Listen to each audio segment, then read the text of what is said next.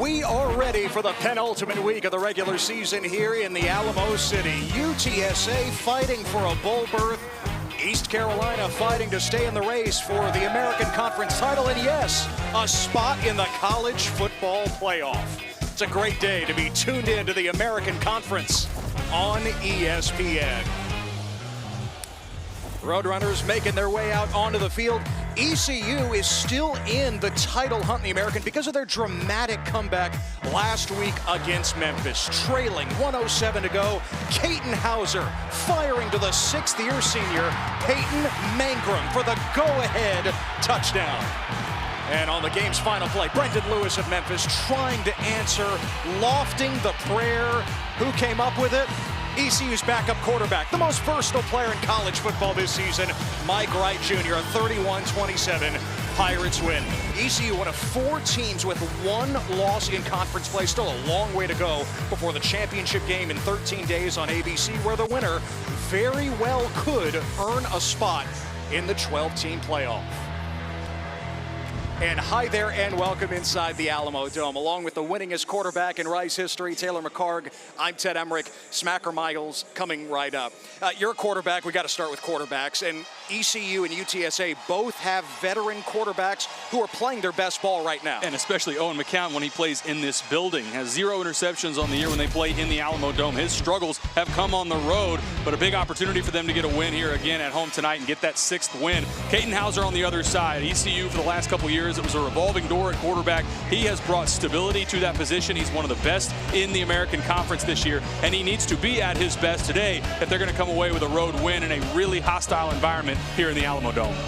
Yeah, a hostile environment where nobody in conference play has won as long as Jeff Traylor has been the head coach here at UTSA. 24 wins, bridging the time in Conference USA to the time in the American. And Blake Harrell, he was the interim coach late last season, almost a year ago to the day, named the permanent head coach, and he's got East Carolina in the race for its first conference title since they were in Conference USA in 2009. East Carolina won the toss, and the Pirates want the football. So glad you're with us here just before Thanksgiving. Ready to go to a big game in the American. Jaffer Murphy sends it away, and East Carolina starts from the 25. We'll see Katin Hauser first, and for more on Hauser, we send it down to Smacker. Hey guys, I talked to Hauser about their big win against Memphis last week, and he said he was happy with how they started fast and finished strong. He said they prepared well all week, and they expect to do the same thing today. As far as UTSA's defense, he said they're really good. They're stout up front, they trust their corners, and they move their linebackers around a lot. He said the Pirates need to stick to what they do, which is run the ball well and take shots downfield when they're there. Early this season, they were pretty pass heavy, but it's evened out, and they'd like to be balanced today. It's back. The unfortunate thing for Hauser is he doesn't have his second leading receiver, Yannick Smith, who was injured last week. Hauser trying to take to the air on first down. Instead, he scrambles. A nice gain, all things considered. He picks up 5. That'll be big for this offense that Yannick Smith is not playing something right out of the gate. You notice the tempo from East Carolina. No one runs more plays in all of college football than the East Carolina Pirates. 80+ per game. London Montgomery, who East Carolina has really leaned on the last few weeks, pushes for 3 yards here, and it'll be 3rd and 2. Montgomery had a career-high 27 carries and went over 100 yards last week against Memphis. Going to get it again here on 3rd and 2. One-on-ones, outside receivers on both sides of the ball. See if UTSA backs out of this pressure look. East Carolina adjusts. Desirio Riles, the tight end, in motion. Montgomery to the edge, and he's got the first down. He was hit by K.K. Meyer, the corner, but Montgomery pushed ahead for the first. And a really nice job on the edge. Brock Spalding, number 10, sealing that edge, able to get Montgomery, the corner, to pick up that first down. Swing it, too tall for Anthony Smith, East Carolina's leading receiver the last 2 years. Ty and Milton coming down from that safety spot. This is a team in UTSA. Talked about the physicality all week in our meetings with this defensive staff and the press availability for Jeff Traylor. Expect anytime you see those screens on the outside, these DBs to trigger. So on second down, Hauser off play action, floating it, and Spalding got held up there by Jimmy Wyrick. And 3rd and 10 upcoming for the Pirates. 3rd and long opportunity for UTSA. We'll see how aggressive they get in this odd front look. 3 down linemen. You'll see UTSA with a number of looks. They'll show linebackers and pressure at the line of scrimmage and back out of it, and then also bring pressure packages. First opportunity of the game for UTSA to really get after Caden Hauser. East Carolina, the #1 3rd down team in the American, 10th in the country at 51%. They converted on 3rd and 2. This is a different story on 3rd and 10. Mangrum, the hero from last week, is checked in on 3rd and long. Hauser looking that way. He fires for Mangrum. It's incomplete. And 4th down for East Carolina. Man coverage on the back end. UTSA does end up bringing pressure. Caden Hauser does a good job. Give ground a little bit, get rid of the football, but credit to UTSA. They give up the early 1st down, but get a good stop. Ted, we talked about it. They are so good in this building. Just as a reminder, Jeff Traylor has not lost a conference game as a head coach in this building. And 32-4 overall in his 6 years as the head coach. Thomas O'Halloran punts it away. Remember, Mike Wright Jr. punted a couple of times last week, did a nice job. O'Halloran with a really nice punt here. And look out, lot of contact at the end of the play. And the flags fly. I'll tell you what, UTSA coach Jeff Traylor told us this week, Taylor, he expected a game filled with edge, with chippiness, and sure enough, here in the first couple of minutes, we've got it. Jonathan Akins, 21 on that punt team. Little extracurriculars there at the end. Excuse me, that was Marlon Gunn, wrong 21. Yeah, the #2 running back for East Carolina out there on special teams. After the play was over, personal foul, unnecessary roughness, kicking team number 21.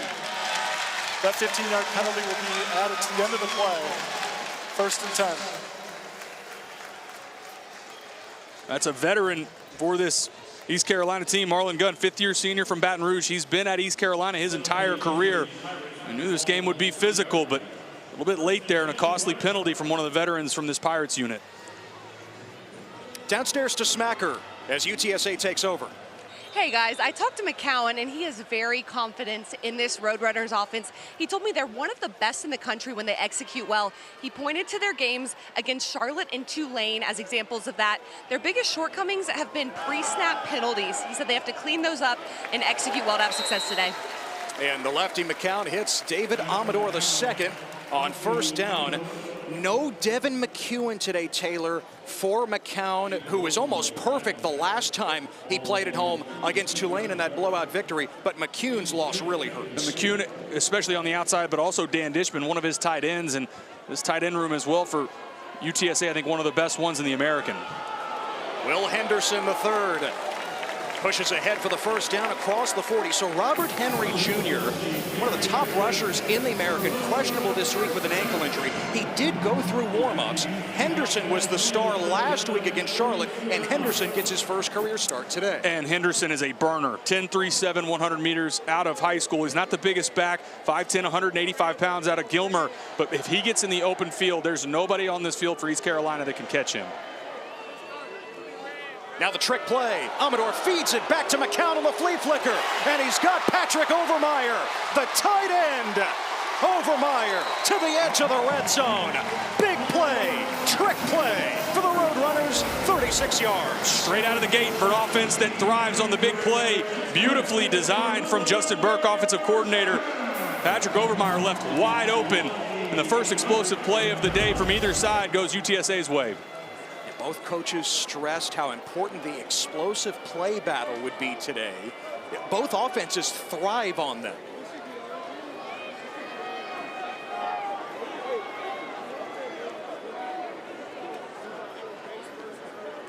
Play clock running down. McCown extending the play. And he almost found Overmeyer again, off his hands this time. Incomplete. He had space against Jamarly Riddle. And had A.J. Wilson on the post route as well. Ball just gets a little bit outside and away from Patrick Overmeyer. What would have been a first down. A good job from Owen McCown. When he scrambles, typically he's keeping his eyes downfield. He doesn't scramble to run. More often than not, he's trying to extend the play, create that second play for a shot play downfield.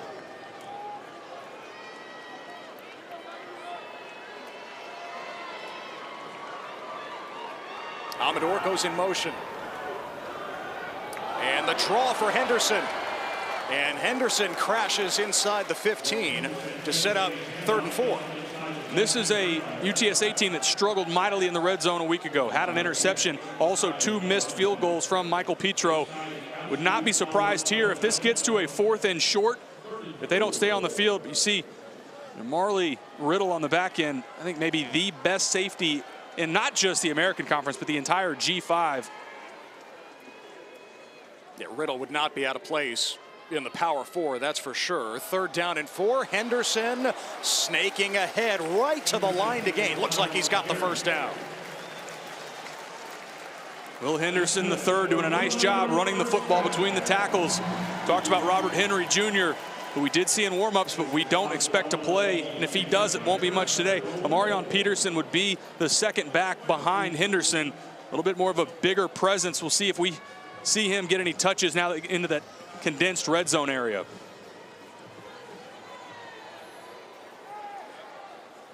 So first down just outside the 10-yard line. UTSA could still pick up a first down without the touchdown. Off play action. McCown floats it to a wide open target. It's a touchdown for A.J. Wilson. The transfer from FCS Houston Christian puts the Roadrunners on the board first. UTSA does a great job creating a legal pick play in the end zone. That's how A.J. Wilson comes wide open.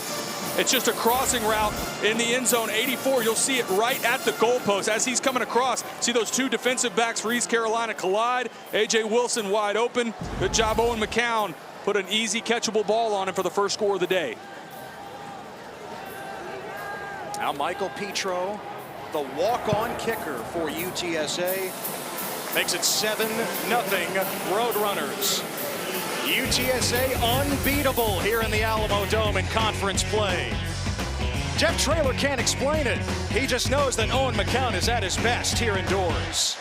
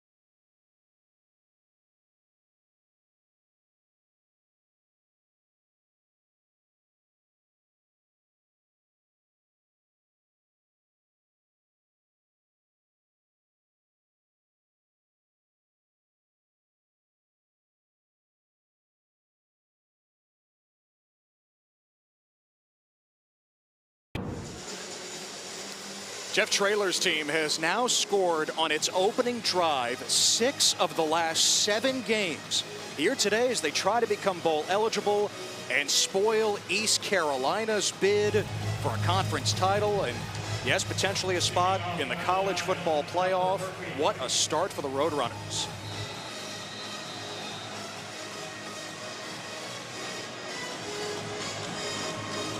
Shaffer Murphy kicks away again. And this time East Carolina can return it. And out past the 20 is Parker Jenkins. Downstairs to Smacker. Hey guys, UTSA offensive lineman Gerald Jones came off the field limping after that touchdown pass on the last drive. He got evaluated for his left ankle on the bench and then hustled while limping into the tent. Coach Traylor just went and checked on him. He peeked into the tent, but there was no reaction on his face when he left. It's Smacker, that's one of the vocal leaders for UTSA. Jones is the one who huddled everybody up before the game and delivered a rousing message. East Carolina had to punt on their first possession. Montgomery ahead to the 25 for a gain of 3. Someone else for UTSA, important that it's in the game, KK Meyer, who I think is their top corner. He's into the boundary right now. We weren't sure if he'd be able to go, but out there playing right now. And Hauser is testing Meyer here. Spalding had the step, and Hauser could not connect. Too much on it. Great route from Brock Spalding. Steps on the toes of KK Meyer. Eats up that cushion and then runs right by Meyer. Had an opportunity, touchdown right out of the gate for Brock Spalding, who had a couple unbelievable catches a week ago against Memphis. With that one-hander to the 1-yard line. Now 3rd and 7. Hauser on the quarterback draw. Needs the 32, and he dives to the 31. So 4th and a yard now for East Carolina. Like the call, going for it with a quarterback draw here. But there was an opportunity working back to his left, maybe to pick up the first down. That offense lingered on the field for just a second. Wasn't sure deep in their own territory if East Carolina and head coach Blake Harrell would go ahead and go for it, but what would you have gone for? I know it's really deep. No, I think in this building, don't give them the opportunity to create a momentum play like that. If you're playing at home, maybe that's different for East Carolina, but I like the decision to punt this. Halloran, the redshirt freshman, had a 49-yard punt his first time. Amador from the 20, and he is driven down. No daylight at all for David Amador II. UTSA had a picture-perfect first drive. Yeah, good job mixing in Will Henderson III. This was the big chunk play at the reverse. Flea flicker back to the quarterback, Patrick Overmeyer. Gets it all the way down at the edge of the red zone. Again, back on the ground with Will Henderson III, who's having to step in place of Robert Henry Jr. in this crossing route. Good job by A.J. Wilson being patient. Good throw from Owen McCown. It was a perfect opening drive. Now, that was the scripted drive. You're at the edge of whether or not you're off the script here for offensive coordinator Justin Burke. We'll see what they have designed here. And a flag right as McCown hands it to Will Henderson. 1st and 15. Ball start. Offense number 0. 5-yard penalty. First down. That's on Houston Thomas, the tight end. You might think, oh, tight end wearing number 0. It's one of the greatest honors in the program, the single-digit number, and especially number 0. He won the teammate vote on offense for who embodies the UTSA culture the most. And was a high school wide receiver. Embodies why he also is such a good route runner, because he has that background from his time in high school in College Station, Texas. McCown wearing that number 2, also a top vote getter. As time, now he escapes. McCown using his legs. Haven't seen that a ton this year because of injuries, but this is more like it for Owen McCown. A first down. Protection all day. Look at this time provided from the offensive line, and then good job from Owen McCown. It's not there downfield. Get vertical, decisive, and then at the end, get down. Don't take an unnecessary shot. A 22-yard scramble for McCown. It's been the shoulder, it's been the leg, it's been the groin this year. but he's as healthy as he has been all season, according to the coaches, as Henderson is stopped at the line of scrimmage. And that's an important down for East Carolina. It's something this defense has talked about, winning first down, getting defenses to second and long, third and long opportunities where they can get after the quarterback. East Carolina leads the American Conference in sacks so far this season with 26. They do a really nice job creating havoc on those obvious passing downs. Fake it to Henderson this time, and once again, McCown just couldn't locate Overmeyer. There had it in his hands. Overmeyer could not secure it. A little bit of a fastball out of the hand from Owen McCown. Put that on that upfield shoulder.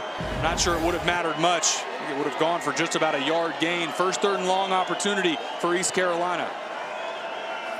Pirates swapped out basically their entire defense here for 3rd and 10. Threatening a blitz. They send just 3. McCown down the seam. And a huge hit on Houston Thomas. It is incomplete, but 2 flags are down. Kamari McKinley bringing the lumber for East Carolina. Now the question is whether or not they'll look at this for targeting. It's clearly a hit on a defenseless player, but does it include targeting? Personal foul, targeting, defense number 20. The play is under further review. Our head referee, Tim Rich, addressing that right away. There's your answer. We'll get another look at it here. Great to see Houston Thomas pop right back up after that shot. As he's going to the ground, again, contact to the head or neck area, or is the defender leading with the crown of his helmet? I think that's going to stand as targeting. That's an easy call. You get that defenseless player contact to that head or neck area. This checks for both. I think we'll get the call when we timeout on the field. We'll get the call when we come back. Right now, UTSA 7-0 early lead here in the Alamo Dome.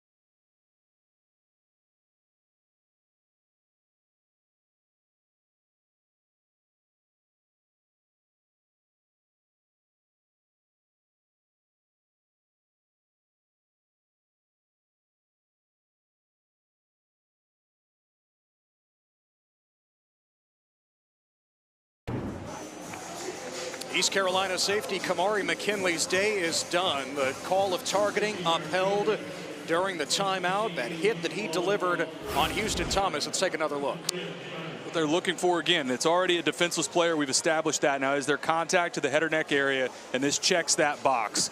think this is a simple call.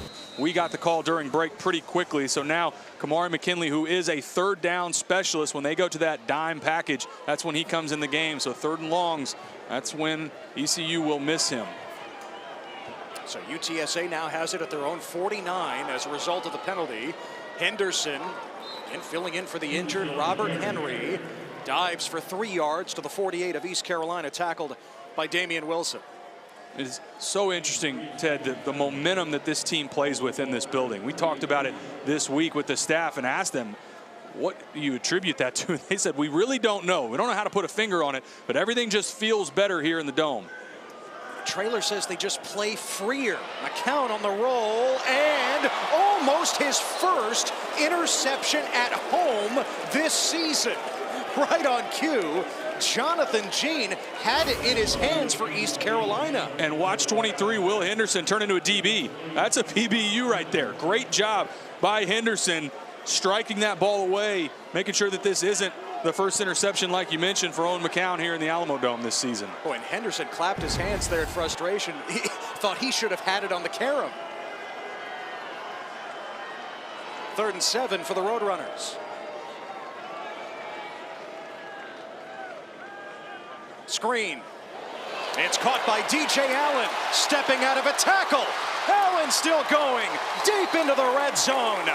The transfer from TCU in his 2nd year with UTSA, popping off for 33. The staple of this offense, this screen game to the outside. Jamel Hardy Jr. You also have Patrick Overmeyer. Look at the blocks downfield. None of this works if you don't block well on the perimeter. UTSA takes a ton of pride in that. Another big gain just on a simple little screen to the outside. It's almost an extension of the run game. I'm not sure there's anybody in the American better at the screen game than the Roadrunners. Again, without Henry potentially today, without McEwen, their leading receiver, you got to get creative. Seeing that already. Henderson slipping through and driving inside the 10. Really nice patience here from Will Henderson. Not there initially.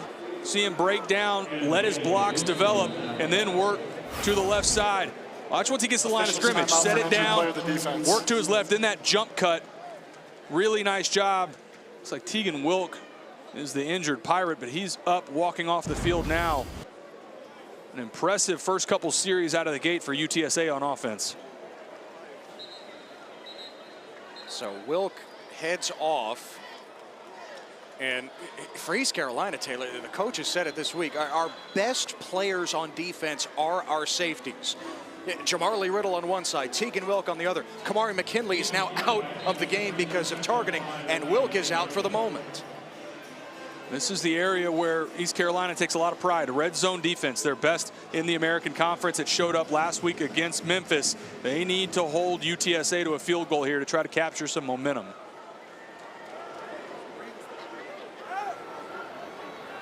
On 2nd down, McCown eluding and firing toward the sideline. Catch was made. Did he get a foot in is the question. It is a catch.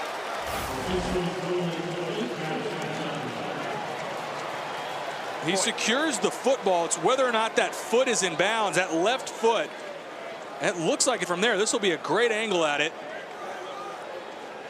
I think that's a catch, Ted. When the ball hits his hands, that left foot is still on the ground. I know we've got our side judge a little bit in the way here, but to me, I think that's a catch. I think that left foot was still in bounds when he had initial control of the football.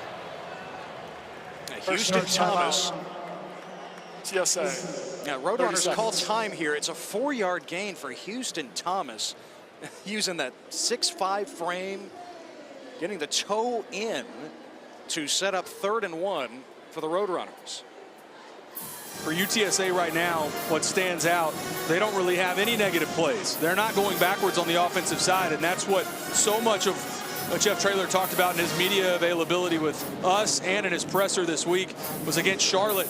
Too many mistakes. They were moving the football well, and then it was either a turnover, it was a missed field goal, a penalty, the drive killers that put you behind, either behind the sticks or end a drive. And so far right now, after these first 2 possessions, doing a nice job staying on schedule. And for East Carolina, you brought it up, one of the best red zone defenses in the nation. Blake Harrell says we just have this mindset, be at our best in tough spots. Already trailing by a touchdown, they're in another tough spot here, 3rd and 1 at the 6. And here is the rugby pat, as they call it, the short yardage tush-push formation. Patrick Overmeyer, he has been so successful. The quarterback from high school, now a tight end. Overmeyer needed the 5-yard line. And it's time to peel back the onion now to see where the ball is. In 14 carries this season on this play, Overmeyer has picked up 11 first downs and a couple of touchdowns, and he's got another first down here for UTSA. Great, good leverage with your offensive linemen. Get the big bodies back behind you. Another first down for the Roadrunners. So 1st and goal for UTSA. Henderson motions into the backfield. On the 10th play of the drive, McCown fires to Houston Thomas, who caps it off with a touchdown and a wild dance. What a start for UTSA. Busting coverage on the back end for East Carolina. It's an RPO, and no one travels with Houston Thomas. Got the ability to hand this off if they want. Credit to Owen McCown, recognizing there is no one that has picked up his tight end right in the middle of the field. 2nd score of the game for UTSA is as easy a completion as you're going to see in the red zone.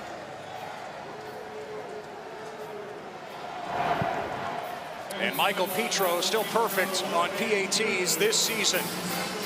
A 2-score lead for Owen McCown and company. The son of the former NFL quarterback, now the Vikings quarterbacks coach. Yeah, it's in his blood.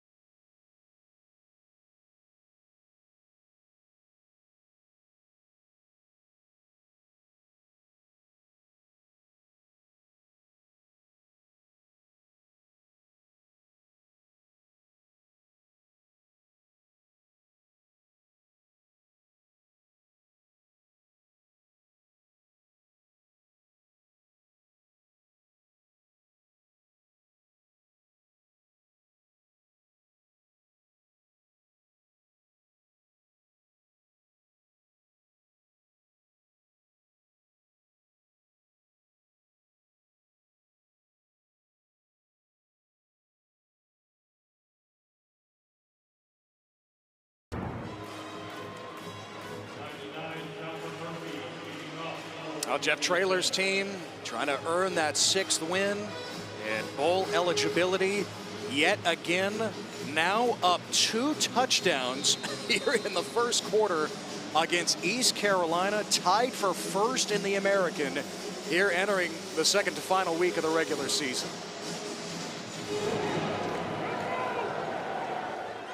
Jenkins on the return again for East Carolina. And Jenkins hit shy of the 20. East Carolina has punted its first 2 possessions. UTSA's first 2 possessions have resulted in Owen McCown touchdown passes. And now just need to put some sort of scoring drive together here, even if it's a field goal, just something to create a little momentum. Get this ball on the other side of the 50. This is one of the top offenses in the American. They need to settle in, take a deep breath, put together a productive drive here that comes away with points. It's Pirates team on a 4-game win streak entering today. And a run to the 25-yard line for TJ Engelman Jr., who did not have a single carry last week in that win over Memphis. Redshirt freshman out of Atlanta. Give it to Engelman again, and disappearing into the crowd. Got hit by big baby Jamian Buxton at defensive tackle. 3rd down for ECU. Engelman didn't have a carry. Marlon Gunn only had 5 touches because London Montgomery had almost 30 carries a week ago. He said he was the guy who was getting stronger as the game went along and felt like they needed to keep the ball in his hands. This is a down. Expect some sort of pressure from UTSA with their linebackers 0 and 9 in the middle, Blackshire and Banks.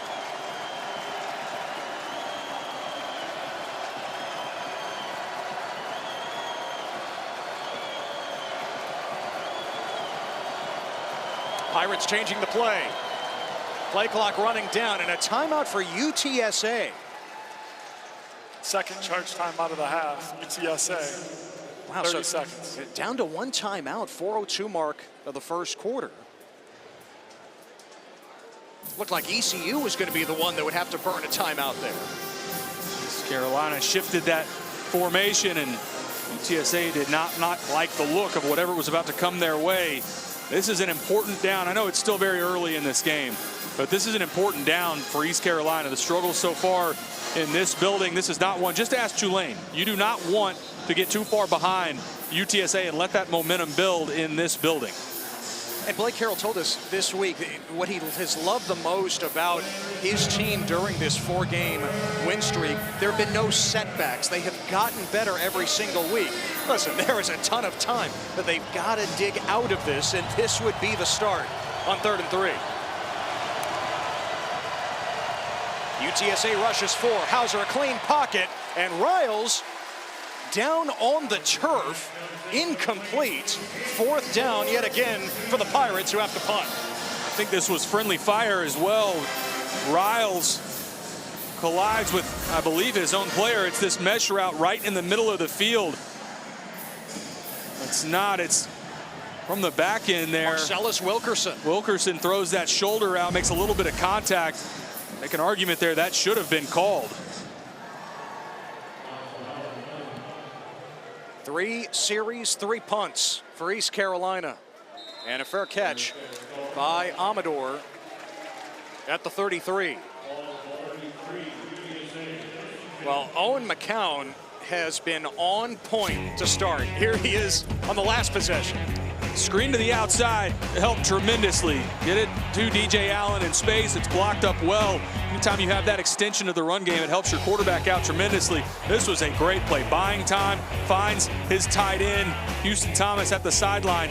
And then this RPO going right back to Thomas in the middle of the field. Easy pitch and catch for the second score of the day for UTSA. Amarion Peterson starts this drive at running back. Again, potentially no Robert Henry Jr.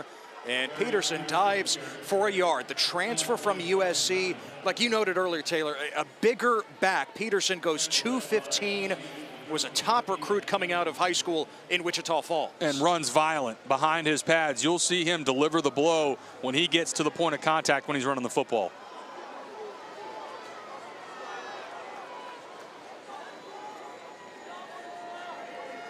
Thomas, the motion man. McCown swings it to Peterson. has some room, and he's bumped down by Samuel Danka, 2 yards short of the first down. And credit to McCown for not forcing this. They've got verticals into the boundary. He's taken a peek initially at Jamel Hardy and also Houston Thomas. It's not there. Does a nice job. Work through the progression, find your check down, get it to a 3rd and short. Peterson checks out. Henderson back in for UTSA on 3rd and 2. Roadrunners perfect on 3rd down so far.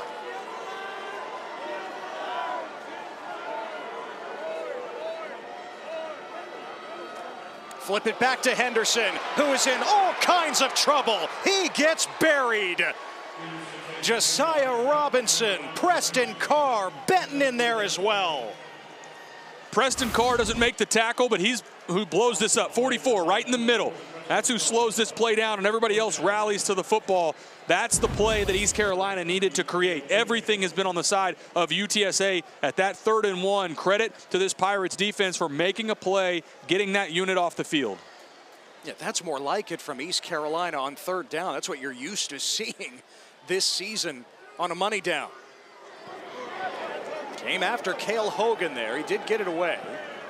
And this checks up, takes a Pirates bounce across the 35. So good field position now for East Carolina late in the first quarter. Can they turn the engine over now? 3 punts in 3 possessions to start. Coming out of break here on the change of possession, rather, the guy that I'm looking for is number 9, Anthony Smith. This is one of the best athletes on the field, 745 yards already this season, which is 4th in this conference, and so far doesn't have a catch. He's at the top of the screen. Looks like he'll have one-on-one coverage again. I'd like to see, if I'm a Pirates fan, Anthony Smith get involved here. Matched up against the sophomore Ahmad Chapman, who didn't play last week. Dump it. Caught by Javante Connor, the number 2 tight end. That's a good start to this drive. A first down into UTSA territory. And a screen there. Good job blocking on the perimeter. Peyton Mangrum and Anthony Smith bringing that loose. And ECU at warp speed. Anytime they pick up a first down, Marlon Gunn charges ahead inside the 45. Tempo again. And this is most effective, especially on these long drives when you can start to wear down the defense.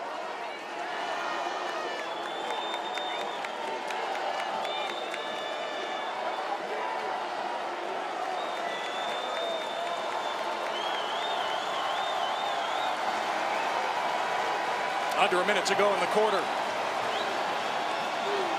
Gunn lost his footing just short of the line to gain. 3rd and a yard now for the Pirates. Got 2 downs here to pick this up. I don't think there's any question for East Carolina. Gunn, the bigger back, and a flag down. Yeah, it just got a little tougher. False start. Offense, number 9. 5-yard penalty, 3rd down. Yeah, they call it on Anthony Smith, who you pointed out to start the drive. At the top of the screen, and that's one drives you crazy when receivers jump off sides. Eyes are back in on the ball. No excuse for receivers to jump off sides. Ted, I still think this is 4-down territory if you pick up anything here. I think you're out of field goal range in all likelihood. I know they have a lot of confidence in their kicker, but down 2 scores, you get this to 4th and short, I think the offense stays on the field. ECU needs the UTSA 39. Running the option with Hauser down the line. The pitch and Gunn is upended. Taken down by K.K. Meyer. Questionable coming in with that injury. Looking good so far today. And UTSA needs to get lined up. They're celebrating back behind the ball. Meyer's on the sideline, and they blow it dead as Connor had the catch. East Carolina was ready to go for it there. Snap. Timeout UTSA. Their 3rd. 30 seconds. Yeah, with a second to go in the quarter, East Carolina forcing UTSA to use its final timeout. Meyer completely unaware that ECU was right back over the ball. And this one's inexcusable for this defense in UTSA. You get it to 4th down. That's a great play. But you got to know who your opponent is. This is a team that wants to go fast. Just because it's 4th down, drive is not over. They've got 2 guys. They were 25 yards behind the line of scrimmage celebrating. Credit to Jeff Traylor. Get that timeout in, and as they've now burned Game clock operator. all Please three put the game clock to 3 seconds. here in the first quarter. But not surprised. Looks like we will see the offense back out on the field here on 4th down. It was Meyer and Chapman who were 20 yards behind the line of scrimmage celebrating. Traylor had to call his final timeout. They had a couple of ticks. East Carolina, 9 of 24 on 4th down this year. That ranks last in the American. They need the 39.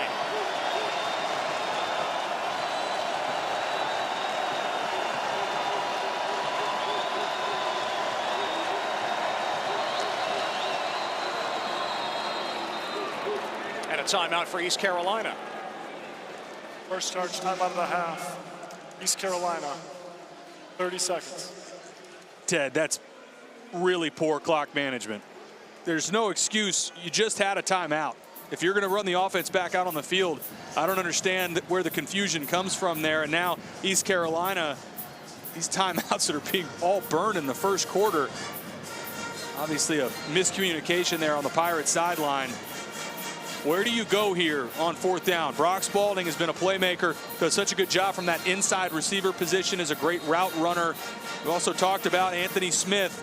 If you put this in the air, those would be the two keep an eye on, with Smith up at the top of the screen, and looks like you'll have Brock Spalding here at the bottom in the slot. Again, no Yannick Smith today because of injury. Gunn is the back. 4th and a little more than 2 for East Carolina. Hauser to throw. He guns it. Incomplete. Trying to fit it into a tight window to Spalding. Shad Banks, the TCU transfer, got a hand on it. A turnover on downs to close out the first quarter. Great job by that UTSA defense creating another stop all over the route concept. They pick up another momentum play and get that defense off the field with a 4th down stop. Hey guys, are we going to tape?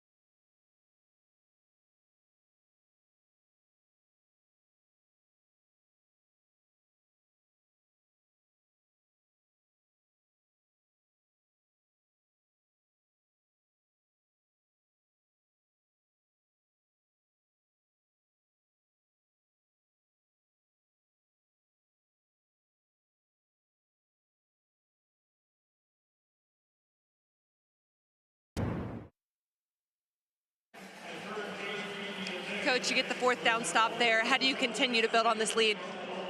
You think I can borrow some timeouts for the second half, for the first half? We're out of them already. We're playing extremely emotional, extremely hard. We got to stay calm and keep our heads a little bit. We're playing really hard right now. Thanks, Coach. Thank y'all. Jeff Traylor, UTSA's coach, has got chokes at the end of one.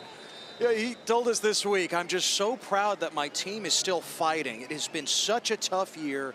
So glad that we have something to fight for, and that is bowl eligibility. After the turnover on downs, Amarion Peterson rumbling for a first down to the East Carolina 44. A couple down, one for each side. UTSA and a defender on the back end down. Officials timeout for an injured player. Kamar Missouri is down for UTSA, the left tackle. I think it's Raheem Craig. The edge rusher for East Carolina, yes. These would be big misses for both of these teams. We'll step aside with UTSA up a couple of touchdowns.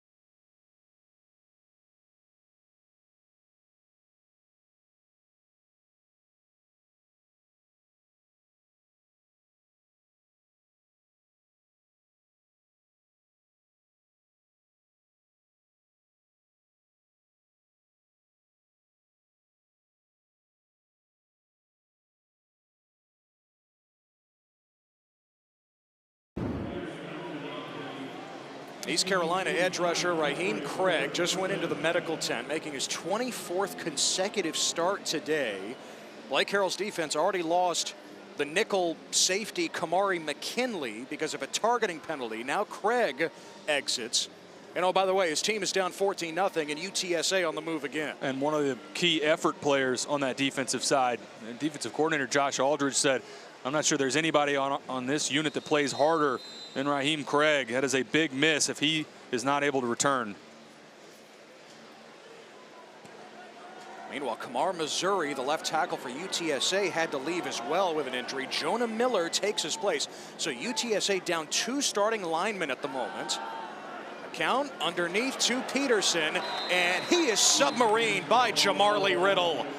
What a player he is as a sophomore. Jamarly Riddle is elite. This is a guy that will play on Sundays, and it's instincts like this. Triggers downhill and then creates the tackle. Short tackle for loss, but a great job by the leader on the back end for the Pirates. Peterson motions out. McCown, the tunnel screen. This is David Amador II for the touchdown. Roadrunners keep on rolling. 45 yards. We talked about how dangerous the screen game is. They catch East Carolina in a blitz. Good job from McCown giving ground. The rest of this is speed from David Amador. You take another look. You see the pass rush up front. They have the blitz to the field. You throw the opposite direction. It's the perfect play design into that blitz. Nobody left into that boundary. See that speed again from Amador. Third score of the game. It's getting late early here for the Pirates.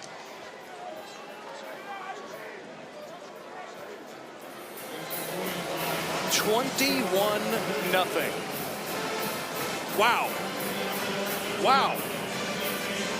Again, this is what UTSA did their last time here against Tulane, and you might say, oh man, that's a result that's a little shocking. This is what UTSA does here inside the Alamo Dome. And we'll say the PG version of what Jeff Traylor told us coming into this game, but he said, we want to knock the snot out of them. It may not have been worded exactly like that, but Jeff Traylor said, we're going to try to be the more physical team because that's what this is going to come down to. And so far, that's exactly what's happened. UTSA has come out, punched East Carolina in the mouth, tested them. And right now, the Pirates are reeling. UTSA is getting whatever they want on the offensive side. And I think it's clear they're the more physical team right now. And Taylor, it goes back to last year's meeting in Greenville. Jeff Traylor said, hey, listen, ECU bullied us. That was a 30-20 Pirates win.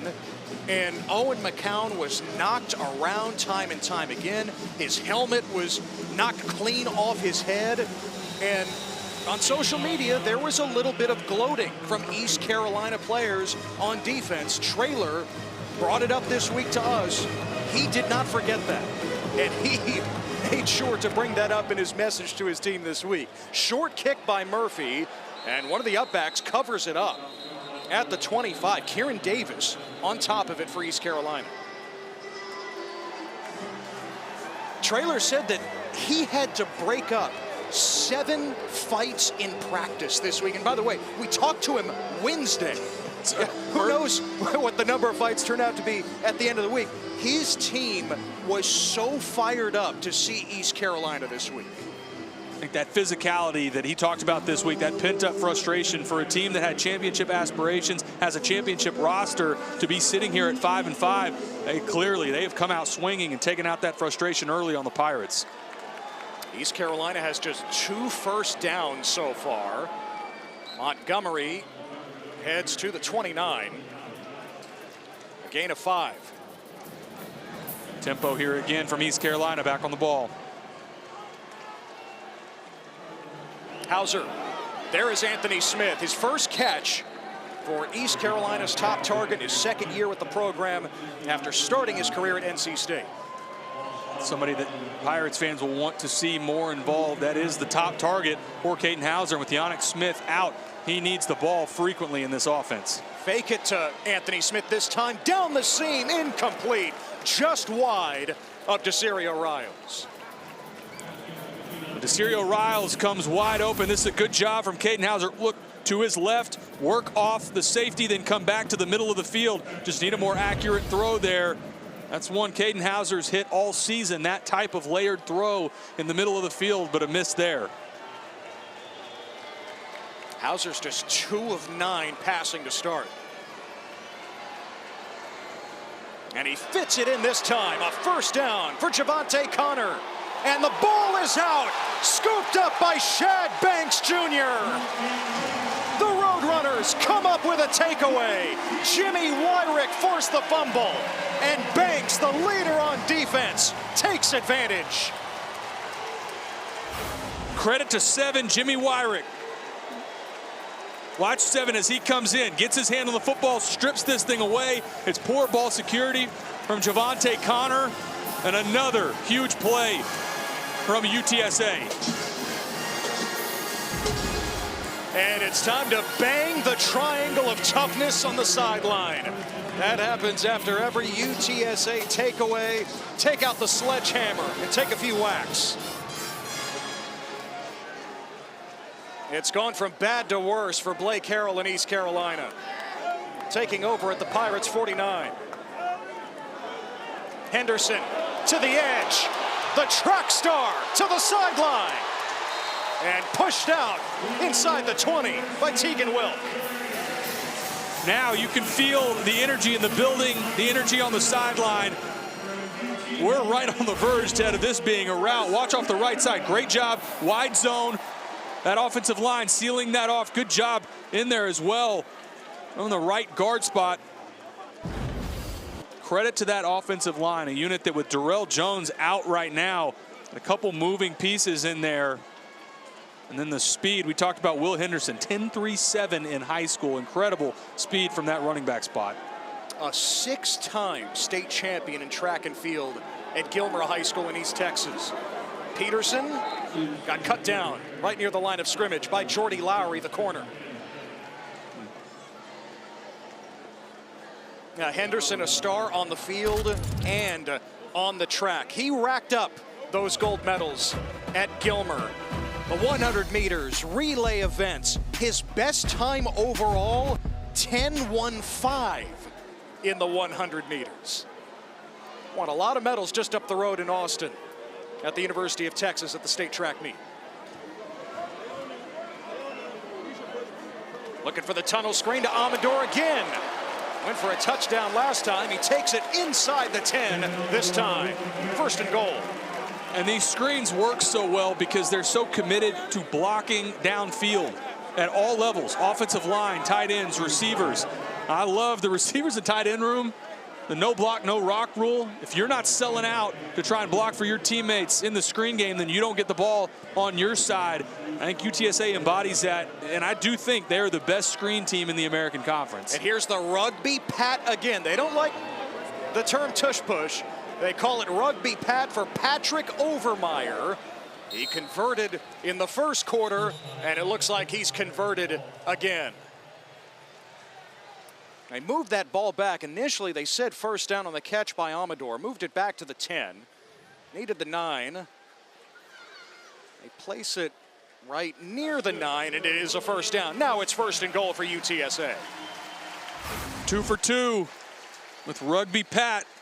Not there at the initial surge, but that's why you have the help and support behind you. Get that second surge and another first down for the Roadrunners. So McCown back in, and Peterson motions to join him in the backfield. Peterson, patience in the hole, and a gain of a yard. Tegan Wilk made the hit. Hasn't been so far today, but this is the area East Carolina has thrived all season. That red zone defense, creating takeaways and forcing field goals on teams when they get into this part of the field when everything's condensed. But so far tonight, Owen McCown, when it's gotten into the red zone, whether it's the RPO, we saw that crossing route to A.J. Wilson as well, the shot plays and passing game has still been there in the red area.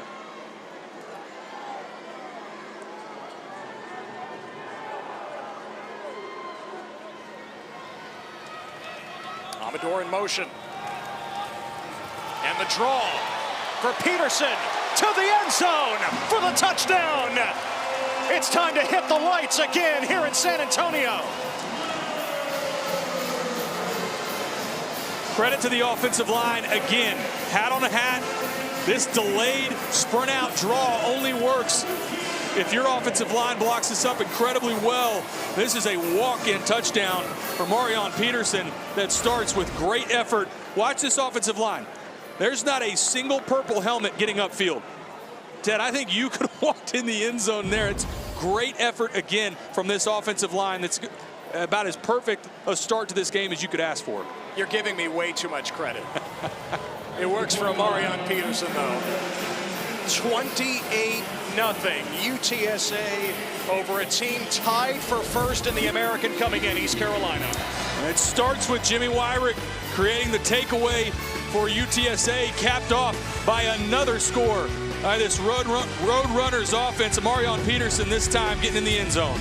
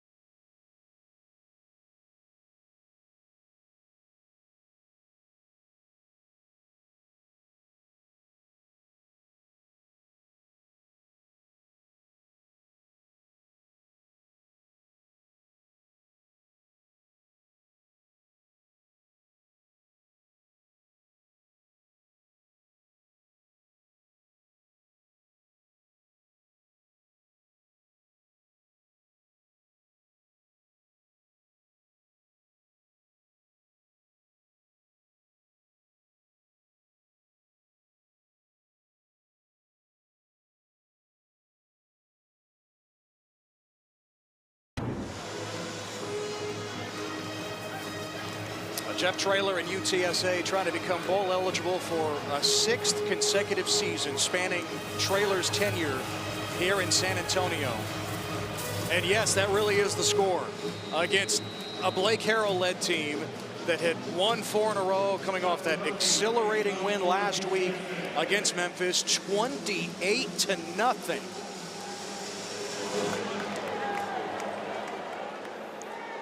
A touchback here off the foot of Murphy. UTSA's defense, one of the worst in the American. You wouldn't know it today. They're flying around, making plays. The coverage on the back end has been tight. Defensive line has done a good job getting pushed, and they've tackled well. They haven't seen very many broken tackles early in this game. Then the takeaway created on that last possession, able to get a short field for their offense. Credit to Jimmy Wyrick fighting through that play to create the forced fumble. The defense right now not giving any opportunities really for East Carolina to create those explosive plays that they have been known for all season.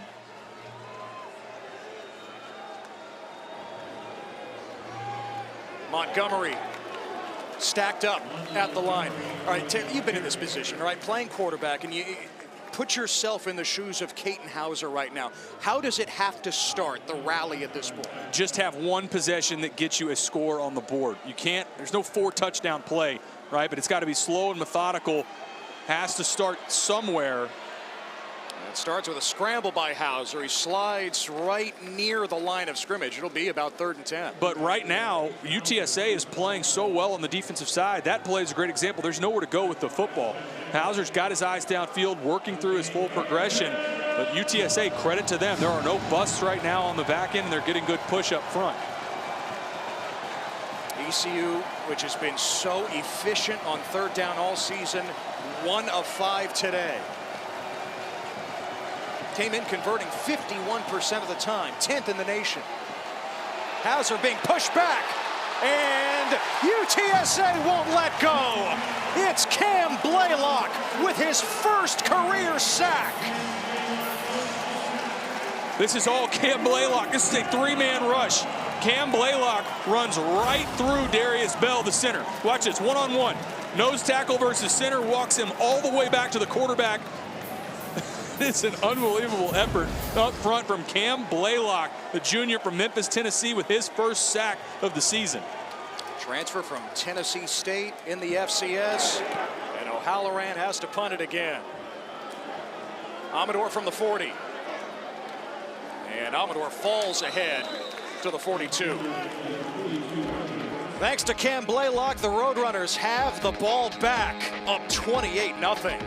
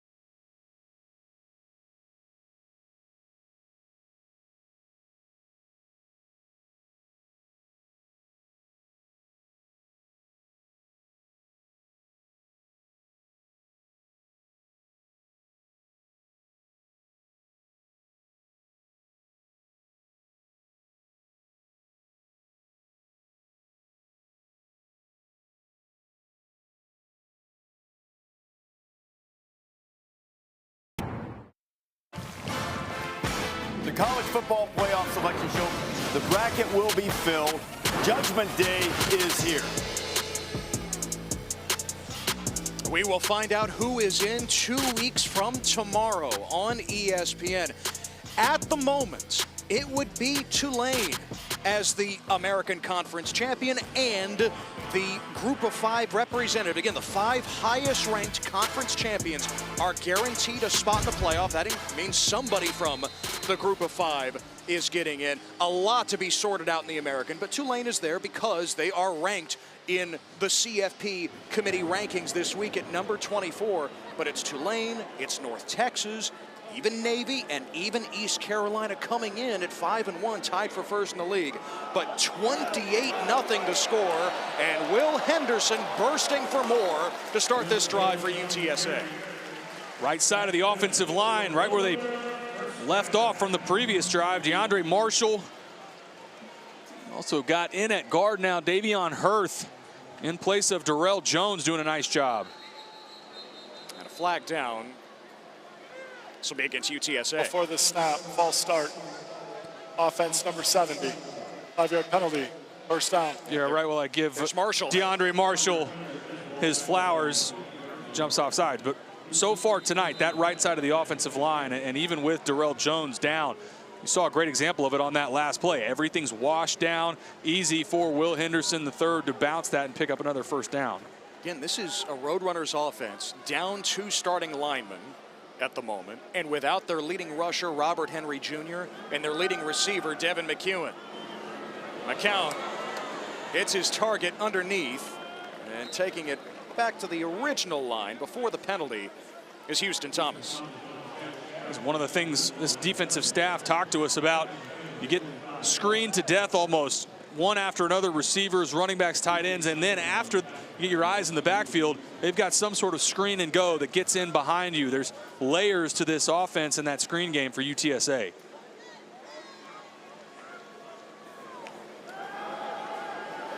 McCown all day into the flat. And Patrick Overmeyer has the first down to the 30-yard line. Another great example of Owen McCown finding his check down. This is designed to go to Houston Thomas on that over route. That's where he's looking, but it's not there. Recognizes where my relief valve is, gets it to Overmeyer in the flat for another first down. Good decision making again from Owen McCown.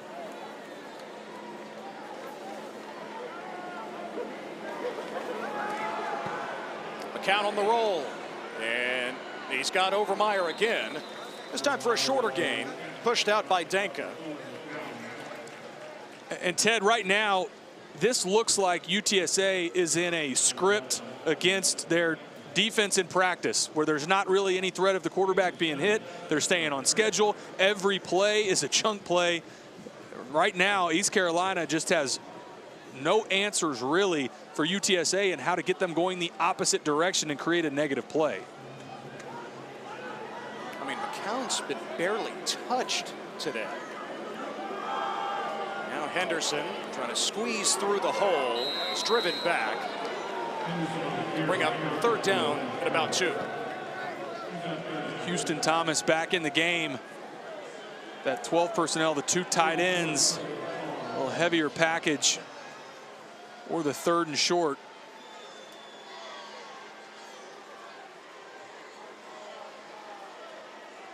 Just a little bit outside of the range for a rugby pat.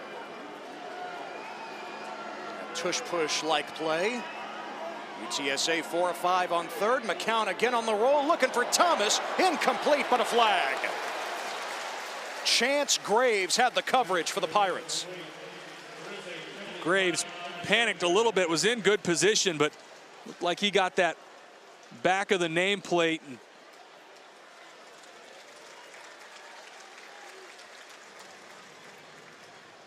Pass interference, defense number 0, 15-yard penalty, automatic first down. They call that on 0. I believe the route runner was 0. Yes. But this is on Chance Graves. It wasn't there. This was before that. There was holding where he pulls back and he runs through the back of the receiver. I think there was a couple different opportunities for them to call it on Chance Graves. Yeah, they called it on zero. Mike Wright Jr. was not out there covering like he was at the end of the game last week, coming up with the pick for Blake Harrell's team. 1st and goal.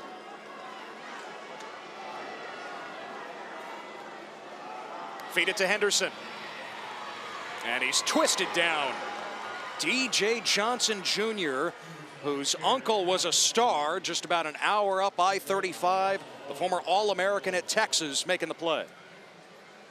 And with Raheem Craig still out at the moment, DJ Johnson is going to have to step up in the middle at that outside linebacker spot.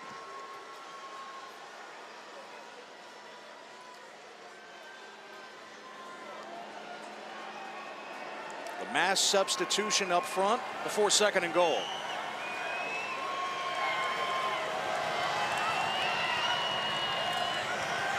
McCown, back shoulder, incomplete. Intended for Jamel Hardy. Good Graves. coverage from Graves. Sorry, Ted, that was job making up for that pass interference a couple of plays ago. Is in phase, does a good job, doesn't panic this time, plays through the hands of the receiver. That is a textbook PBU from Chance Graves. Graves, the transfer from Richmond, spent 5 years there in the FCS, was on a playoff team a year ago, and now in his 6th year of college football with East Carolina. 3rd and goal.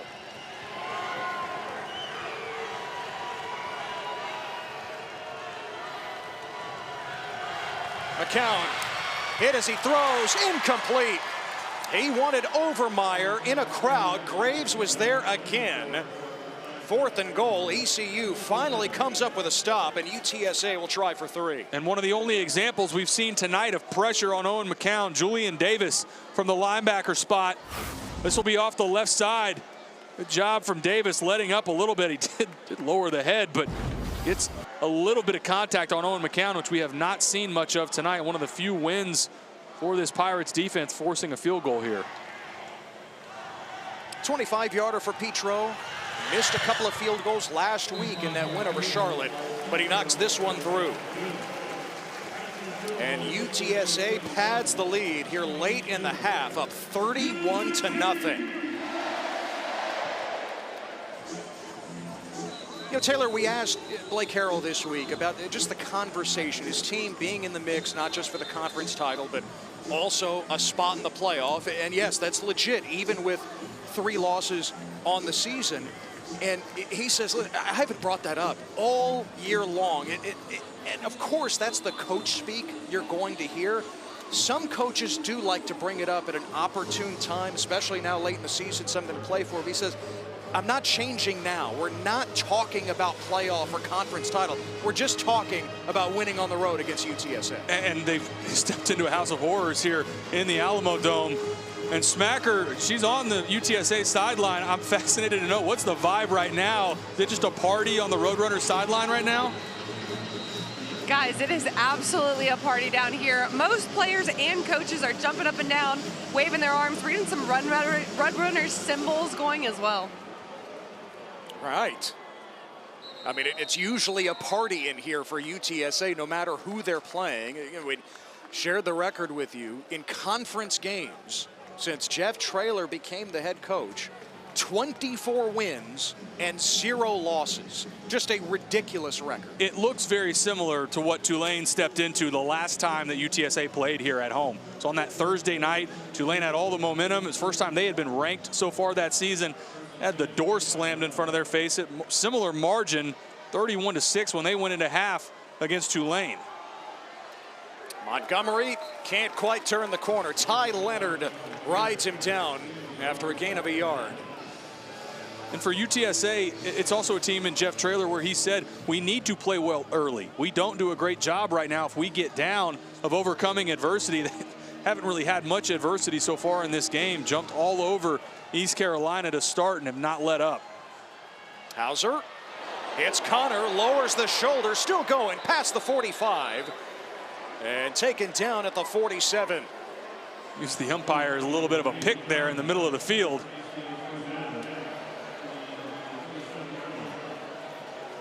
Approaching the 3-minute mark, still the 2-minute timeout and 2 timeouts as well for the Pirates. Montgomery ramming ahead to the 46 of UTSA. Tempo, especially now that we get close to that 2-minute timeout, back on the ball quick. Remember, nobody runs more plays in college football than East Carolina. Yeah, the clock is no issue right now. Hauser incomplete, but a flag. Spalding and K.K. Meyer running down the field, and the flag is thrown. They got it from the side judge and the back judge.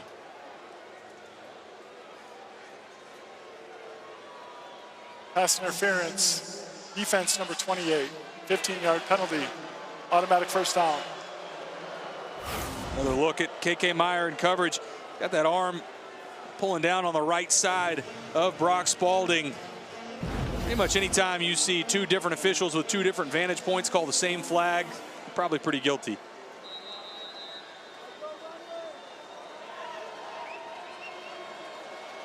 So now setting up at the Roadrunner 32.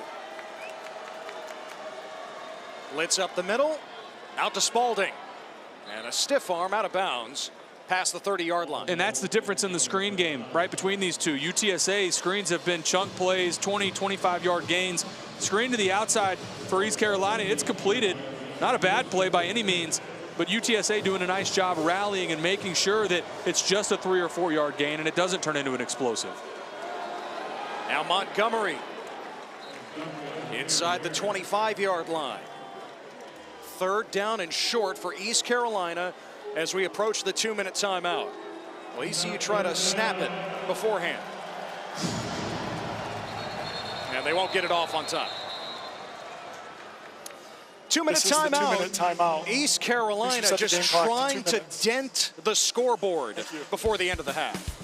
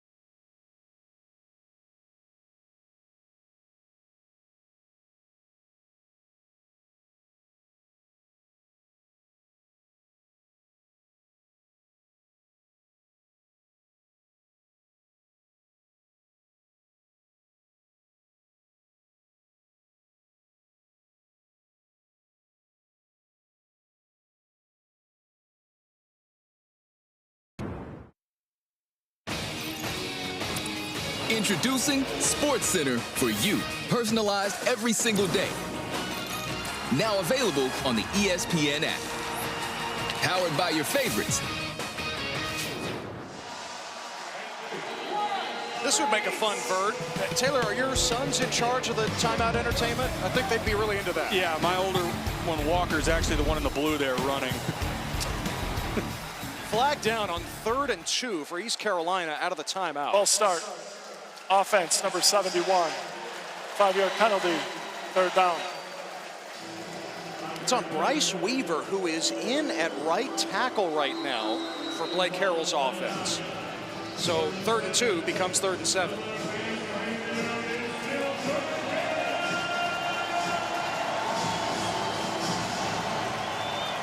East Carolina just trying to hang its hat on something before heading to the locker room. A dreadful start on the road here in San Antonio. Montgomery surging inside the 25. Running it on 3rd and 7 would certainly suggest, hey, of course, you got 2 plays to pick up the 7 yards. I think you're exactly right. Wondered if maybe we'd see East Carolina bring on the kick unit just to get something here before half. Get it down to a 4th and 2. It's like 4th and a long 2.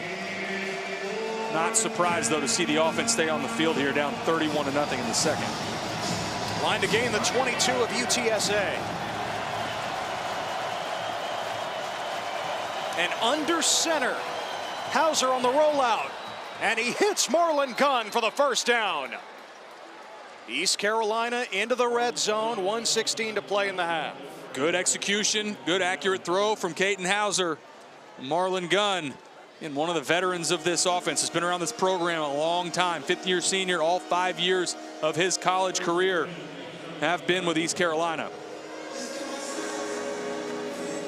It's the first trip inside the 20-yard line for the Pirates today. Wow. They run it with Gunn this time. Gunn, the bigger back, down to the 15. Goes 216 pounds out of Baton Rouge. UTSA defender down about the 17-yard line. Looks like that's number 9, Kendrick Blackshire. This would be a tremendous loss for the UTSA defense. 9 and Shad Banks, number 0. Those are the 2 leaders in the middle for this Roadrunners defense. Now, Blackshire spent 3 years at Alabama, was a former ESPN 300 recruit out of Duncanville, just south of Dallas. Spent the spring of 2024 in Texas. The ball carrier was down short of the line to gain. There was an injury on the defense, which qualifies for a 10-second runoff. ECU has declined that. The game clock will start on the snap. Makes total sense with East Carolina having the ball at the moment. But Blackshire remains down.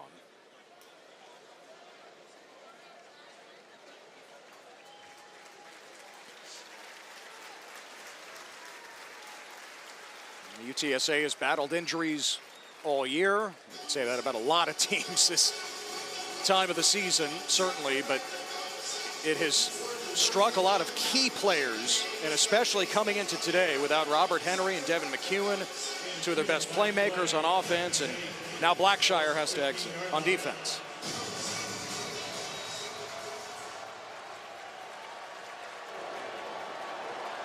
Fred Lewis took his place. Hauser, incomplete. Trying to hit Peyton Mangrum. Legendary connection last week to beat Memphis. Incomplete here, 3rd and 8. And had Mangrum right away. Started working right to left. Thought he'd go to Mangrum in the flat straight away, but instead another 3rd and long. This is by far the best drive of the game to this point for East Carolina. 10th play of the drive. 3rd down. Hauser all alone. Quick trigger. It's caught by Anthony Smith, but cut down by Shad Banks. 4th down.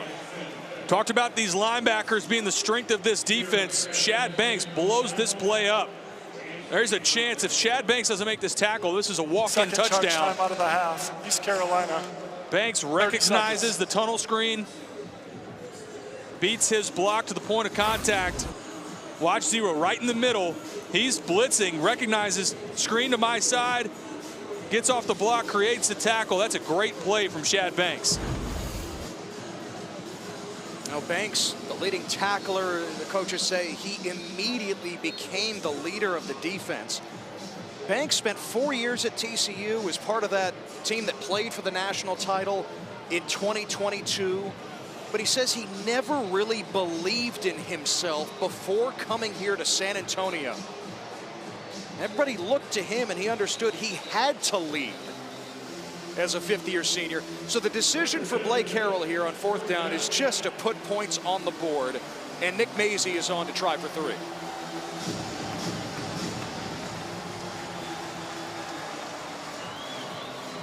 Mazie's got a huge leg. This is bunny range for him.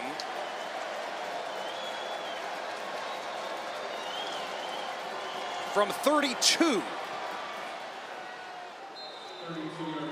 And it's good. So East Carolina finally on the board here in the final minute of the first half. On their first drive that got into scoring position and into the red zone. Credit to UTSA bowing up that play on 3rd down from Shad Banks. Able to force the field goal attempt. And for East Carolina, at least you take a little bit of momentum going into the locker room that you haven't been completely blanked in this first half. But other than that field goal, it has been a dominating first half from UTSA at home.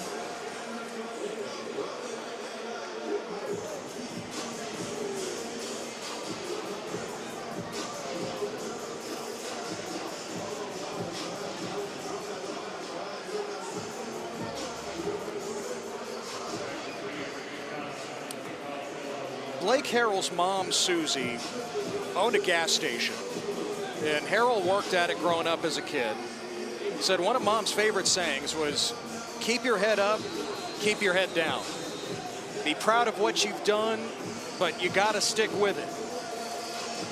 It's kind of the mentality right now for East Carolina, down 4 touchdowns.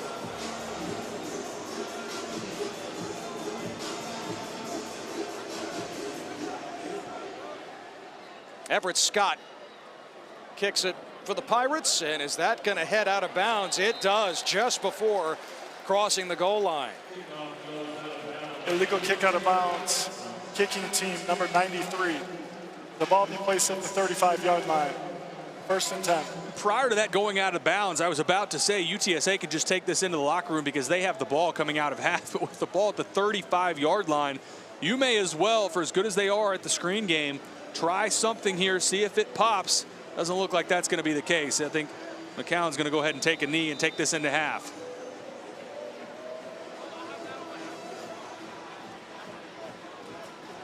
Owen McCown with 3 touchdown passes here in this first half. And forget about the knee. Henderson around the edge. Henderson past midfield. And a flag at the end of the play, potentially for a late hit by Aiden Duncanson. Jeff Traylor's letting it all hang out. You think this doesn't mean something to Jeff Traylor?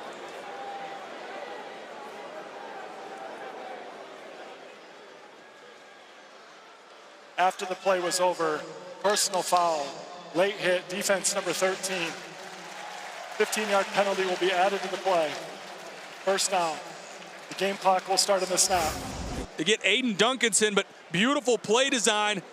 Catch ECU sleeping a little bit, which is to be surprised. Looked like with this lead, they take a knee and go into half. Get it to your fastest player, and a clear hit out of bounds there from Duncanson. And now, after one play in the penalty, you're not only in field goal range, but with 36 seconds, you've got some opportunities here to try for the end zone. You think that loss at Dowdy Ficklin is still on the mind of Jeff Traylor and UTSA? Yeah. There is no doubt. Remember, UTSA out of timeouts. Draw for Henderson. And Henderson can get going so quickly. He's down to the 20. Clock rolling here. UTSA can't stop it. Under 20 seconds. McCown eludes Carr. And not on the same page with Henderson there. Just had to get rid of it. 15 seconds to play. Now here on 3rd down, this either has to be incomplete or a 1st down. Because if this does not pick up the 1st down and stays in the field of play, you're either having to go for it on 4th down or you're not going to have enough time to run your kick unit on the field.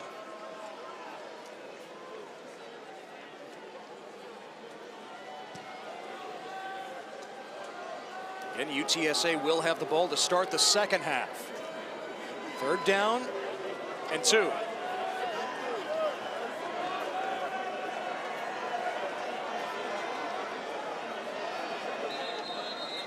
And the whistles blow. East Carolina calls its final timeout. 3rd and final timeout of the half. East Carolina, 30 seconds.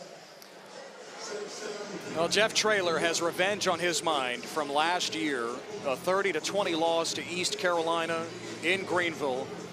And this all revolves around this particular picture. Owen McCown was battered in that game by the Pirates defense. J.D. Lampley, who played a role last year, starts this year for East Carolina on the defensive line, said about that game that week, yeah, those were some good pictures. Jeff Traylor brought that up to us this week, and he brought it up all week to his team to remind them. And I think the physicality that we've seen from UTSA, that message was heard loud and clear. Not to mention, I think we're going into half with taking a knee, and instead they run the end around to get this into field goal range, which now we'll see Michael Petro come on for a field goal attempt. Yeah, instead of running a play on 3rd and 2, they decide to try for the field goal right now on 3rd down. This from 37 yards. And Petro connects. So a couple of misses last week in Charlotte, couple of makes for Petro, the walk-on, this week. And UTSA adding to the total, starting with the kickoff out of bounds and faking the knee, only for Henderson to rip off a big run, and they put up 3 more on the board. Every time we show Jeff Traylor, you can see that intensity. I don't think this is a team that's going to really let off the gas at all in this game.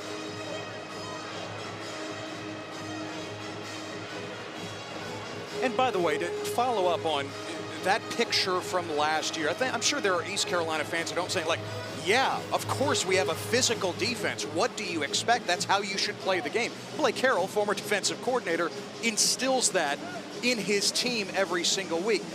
Jeff Traylor's point is that he felt that East Carolina took it over the edge last year. Well, and that picture was from a clean hit. To be clear, that wasn't from roughing the passer. There wasn't anything extracurriculars or after the play there. But Jeff Traylor's just doing a nice job using that as motivation for his team. This bounced off the first line for East Carolina. It's recovered by Kieran Davis with 8 seconds to go. I mean, when we talked with Josh Aldridge, ECU's new defensive coordinator under Harrell this week, he says, I want my defense to put the quarterback in the training room, icing every inch of his body after the game. That is how East Carolina plays defense. What would be spectacular here from John David Baker, the offensive coordinator for East Carolina, is to get in the take a knee formation and run the same end around. See how they play it with Hauser. 8 seconds, no timeouts. Just run it with London Montgomery, who's got a lot of space. And time runs out as Montgomery reaches close to midfield. Yeah, Jeff Traylor's team's going to have the ball to start the second half. They punched the ball in the end zone throughout this first half. Added a couple of field goals at the end. What a surprise, or is it really a surprise with UTSA at home? They don't lose here, and it's 34-3 over the conference championship contender in East Carolina.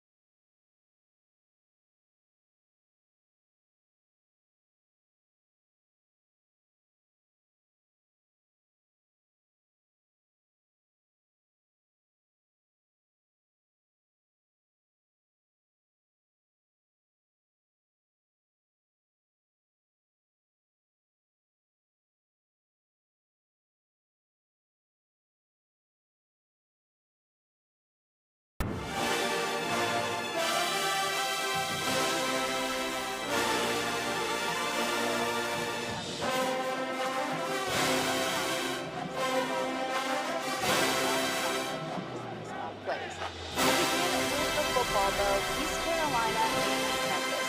Time is running out, but no problem for Kate Hauser because he has Peyton Ingram in the end zone, coming up with the catch. He's covered, doesn't care. Pirates win this one. Our next play comes from Charlotte. The 49ers have a man who is about to catch the ball right here by the name of Derek Ely, and he's very good at what he does. He dodges multiple defenders, then turns on the Jets. He runs this ball all the way to the end zone. More football for you. Navy and South Florida. Midshipman quarterback Blake Horvath looking for his favorite target in Eli Heidenreich. Can he find him? Yes, he can. Heidenreich with the one-handed grab. Nigel Van Haveren is the goalkeeper for FIU. Bops that ball away. We're going to see it again in just a moment. This is a game saver for the Panthers. They'd eventually go on to win this game in PKs. Jasmine Kessler is our #1 play, and you'll see why. Yes, that ball goes into the back of the net. Kessler can't believe it. She is the goalkeeper who made the kick, who made the shot. You'll see it again right here. Kessler scoring a goal for UTSA. If you see a top play this week, make sure you use the hashtag #AmericanTopPlays on social. Keep it right here. We have more coming up for you on ESPN+.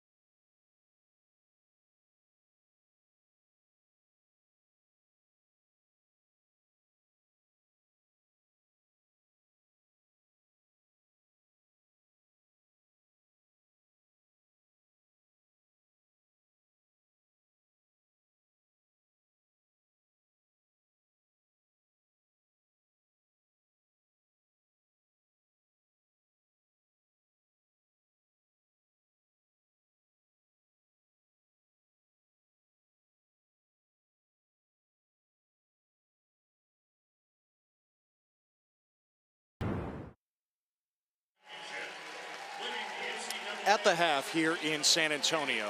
And this past weekend, the American Conference lost longtime Assistant Commissioner of Communications Chuck Sullivan, who had worked in the conference office since 2007. And over a 25-year career spanning all 3 divisions of the NCAA, Chuck was one of the most well-respected communications professionals in collegiate athletics. He was a tireless ambassador for the American student athletes and teams, and he made a positive impact on everyone he worked with. Chuck was the consummate colleague, friend, supervisor, and mentor. But more importantly, he was an even better husband, father, brother, and son.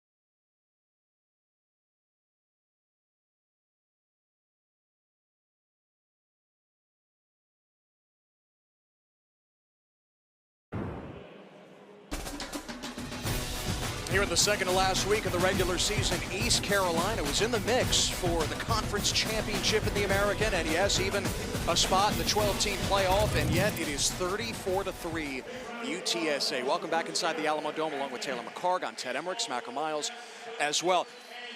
I don't think that if you ask Blake Harrell, ECU's head coach, what's your worst nightmare leading up to this game, that he could even have dreamed of this? I'm not sure that there was anything other than the one field goal late in the second quarter that went the way of East Carolina. You look down the stat sheet, it's dominated in every category: total offense, turnover margin, third down, where East Carolina is just 1 of 8. Every single metric that you look at for success, UTSA dominated in that first half. UTSA scored touchdowns on 4 of their first 5 possessions. Owen McCown, sharp from the very beginning. He's been near flawless, but his offensive line play has been fantastic as well. This got the scoring going. A.J. Wilson, good accurate throw to the outside. Loved this RPO to that back line for Houston Thomas. The screen game has been huge for this UTSA offense. We knew that it would be. It's been blocked up so well. This one to David Amador. And I think for UTSA, if they continue to have this screen game look the way that it does right now, I'm not sure that really much of a chance of a comeback regardless. But if UTSA continues to score at the clip and compete at the level that they did in that first half, it's going to continue to be a long night for East Carolina. Yeah, the Roadrunners doubling up East Carolina in total offense. UTSA will have the ball to start the second half. Owen McCown, 3 touchdown passes today. The home-road splits could not be more different. UTSA as a team, just different in the Dome. They're up 34-3 in the second half. It's on the other side.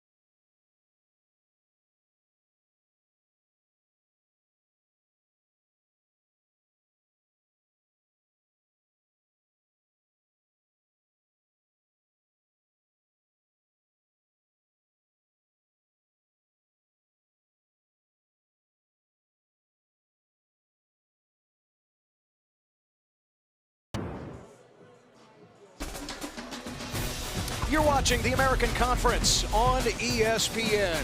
34-3 UTSA. Roadrunners a half away from bowl eligibility. ECU a half away from having their conference championship and playoff dreams getting snuffed out. Before the start of the second half, down to Smacker Miles. You caught up with Blake Harrell moments ago?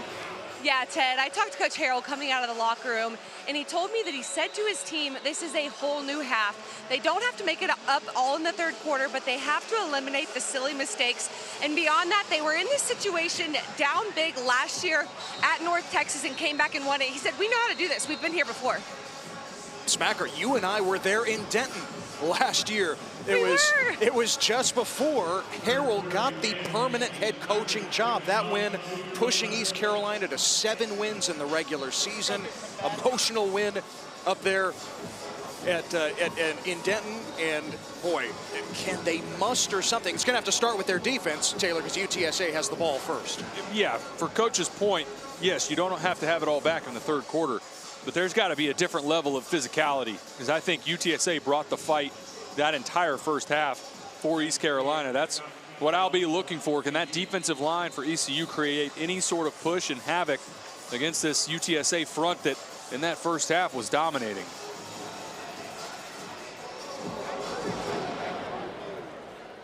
Everett Scott gets us started in the second half, and UTSA has it at the 25. Owen McCown just about perfect, just like he was in UTSA's last home game when they demolished Tulane. McCown with 3 touchdown passes. It's near perfect, like you mentioned. Also added a good carry, 17 yards on the ground on his one carry that he took off on a scramble. I would say that MVP in the first half in a lot of ways was Will Henderson III as well. With Robert Henry Jr. being out, Henderson had a phenomenal first half. Again, without Henry and without Devin McEwen, UTSA's leading receiver, both out with injuries. And the flip to Amador, had a touchdown in the first half. And Amador races ahead, close to the line to gain at the 35. He's got a first down. Screen game yet again. If you were with us in that first half, heard us talk at length about how dynamic UTSA is in the screen game. They come right back to it with an easy first down.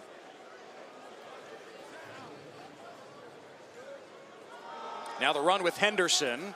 Ran into Overmeyer and gets slammed at the line to get. So what is the answer for East Carolina defensively against all the screens? They've got to do to UTSA what has happened to them on the offensive side of the ball. Get it to 2nd and 3rd and long. East Carolina being 1 of 8 on 3rd down. A lot of that is due to not winning first down. This is a great example of it right here. Now you're ahead of the sticks if you're East Carolina. You've got them to a 2nd and long. Now is when you need another negative play. Don't let this get back to a 3rd and short.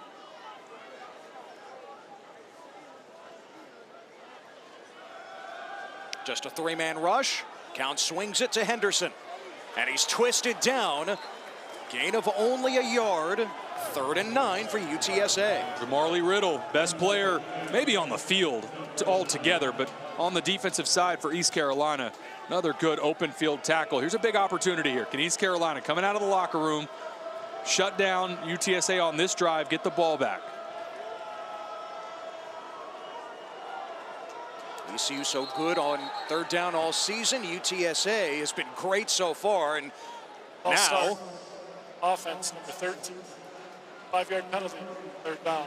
Yeah, Jamel Hardy, who's playing more because of the injury to McEwen, sets up 3rd and 14.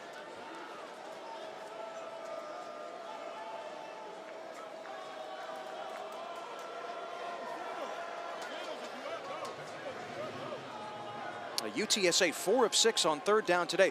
Their average need on 3rd down has been 3.5 yards. Different situation here.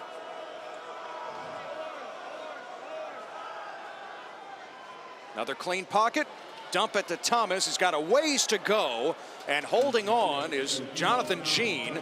Got cleaned up at the 42. So 4th and 3 for UTSA. And it looks like they'll punt. Credit to that East Carolina defense coming out of the locker room. It started on that first down play.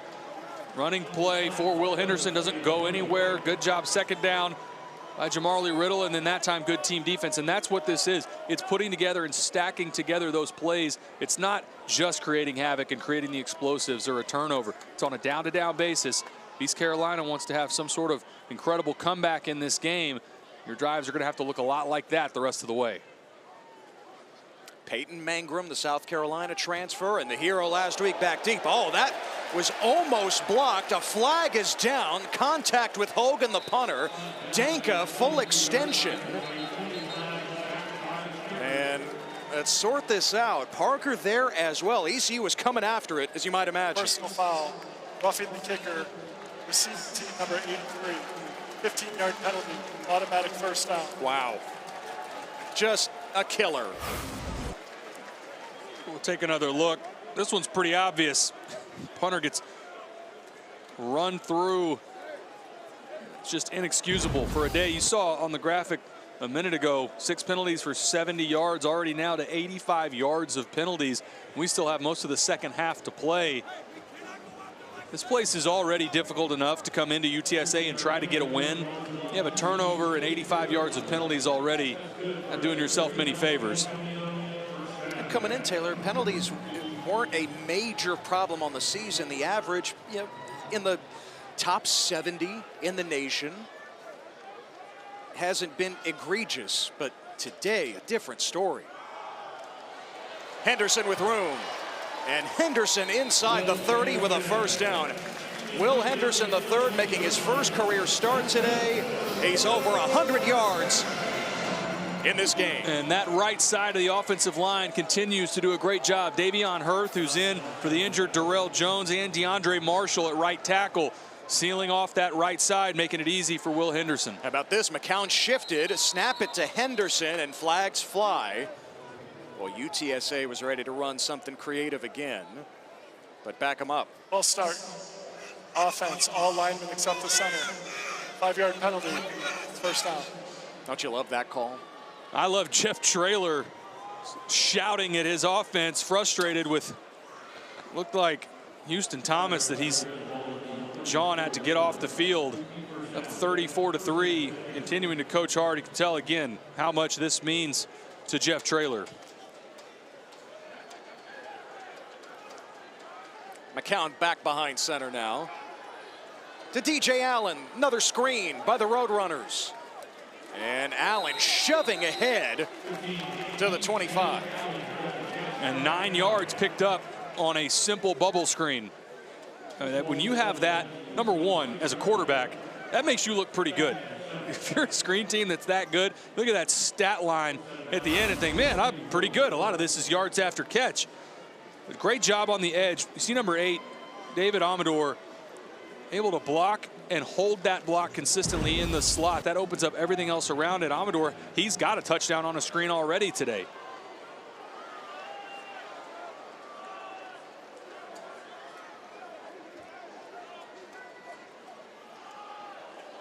Henderson broke a couple of tackles, but he's dragged down by Wilk right near the line of scrimmage. Wilk enjoying his second stint with East Carolina. Spent last year about 200 miles to the east at Houston, but played only 3 games because of injury. I might pressure here if I'm East Carolina. Damian Wilson in the middle. He's done a good job getting after the quarterback. Also got DJ Johnson Jr. I don't think I'd let Owen McCown get comfortable on this 3rd and medium.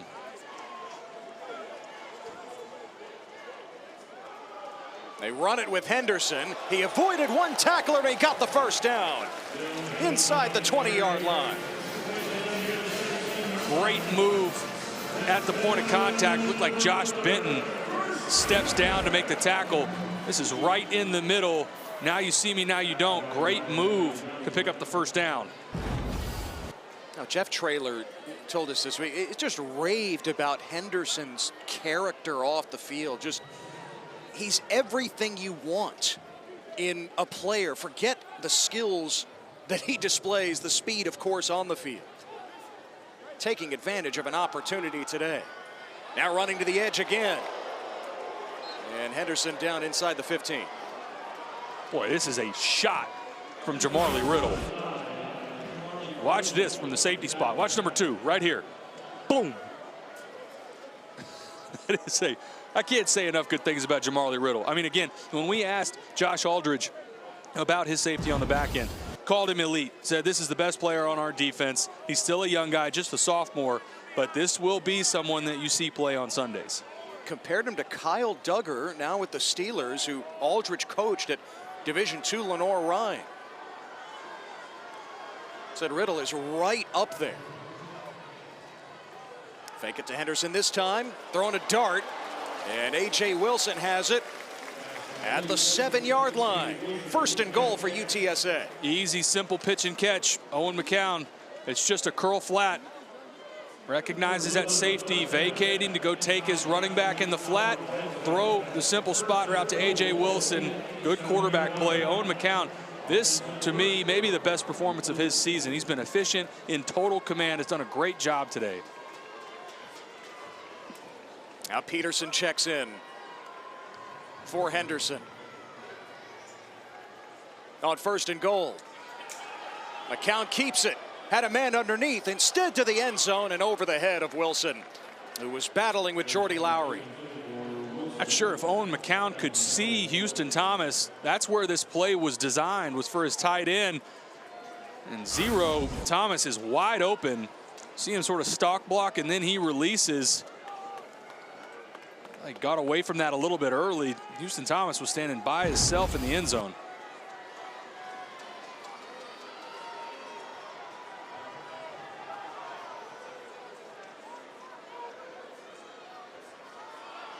Peterson knifing inside the 5. So third and goal for UTSA. And for as aggressive as Jeff Traylor has been in this game, I think this is probably 4-down territory. I would be stunned if UTSA kicks a field goal here. This does not, nothing about the first half leads me to believe that Jeff Traylor is going to let off the gas. You get this to 4th and goal at the 1 or 2, yeah, I would not be surprised if Owen McCown on the offense stays on the field. If nothing else, that rugby pat play with Overmeyer pushing ahead. This drive has lasted over 7 minutes now. It's the 13th play. Third and goal. McCown to the air. Firing. It is caught but out of bounds. DJ Allen. Lowry was back there for East Carolina. 4th and goal, and now let's see what that decision is. Allen makes the catch. I thought initially he had a foot in bounds. This will be a great look at it. And Ted, well, now the ball, he still has control of that football. I think he's in. Kind of like Houston Thomas in the first half. Oh, he goes out first, which that's not what they called, to be clear.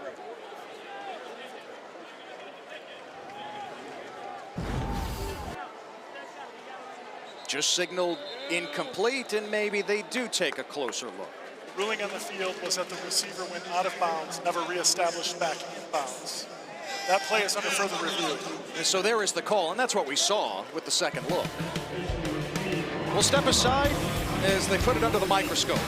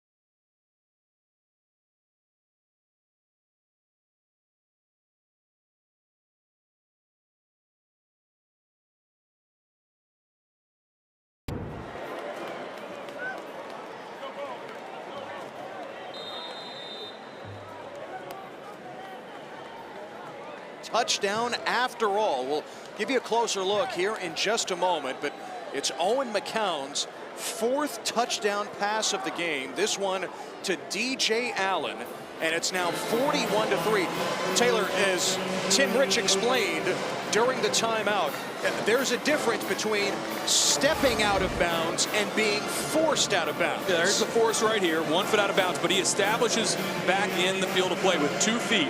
Then he still has a foot down as he catches the ball, secures the ball. So it's all the key pieces that you need. Again, another look. There's the foot out of bounds. That's fine because he was forced out. Gets 2 feet back in the field of play, catches the football, secures the catch, and the route continues. All set up again because of the roughing the kicker. ECU was off the field on defense, rough the kicker, extend the drive, and UTSA capitalizes. And it turns into an 8-minute touchdown drive, just bleeding more than half the clock here in the 3rd quarter coming out of the locker room. Blake Harrell's team had the stop, but the penalty changed everything.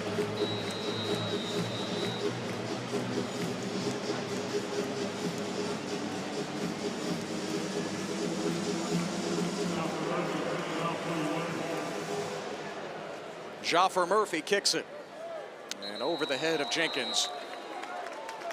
ECU from the 25. It really has been a nightmare day for Katin Hauser in this East Carolina offense.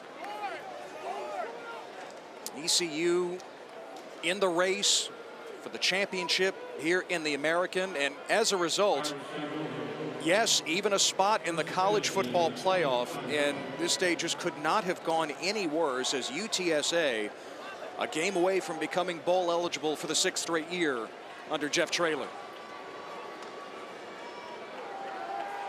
Hauser airs it out for Spalding. They couldn't hook up. Incomplete.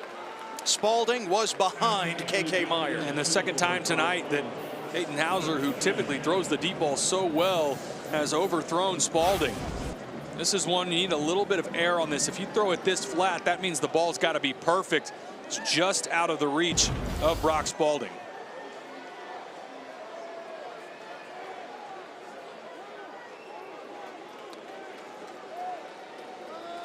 Now running it with Montgomery. He lowers the shoulder to the 28. Hit by Jimmy Wyrick.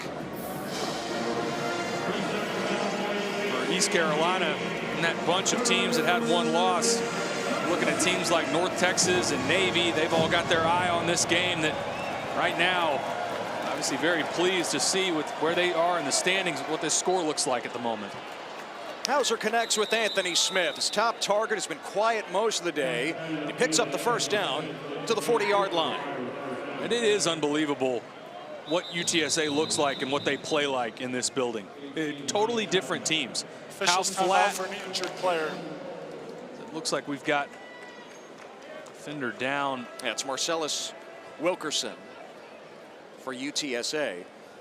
But yeah, to your point, remember a few weeks ago before Tulane came in here and got rocked by UTSA, John Summerall, the coach of the Green Wave, said that I think they're piping in noise through the speakers. Jeff Traylor didn't take kindly to that. Says, I wish I could do that, but we don't. It's 41-3 UTSA.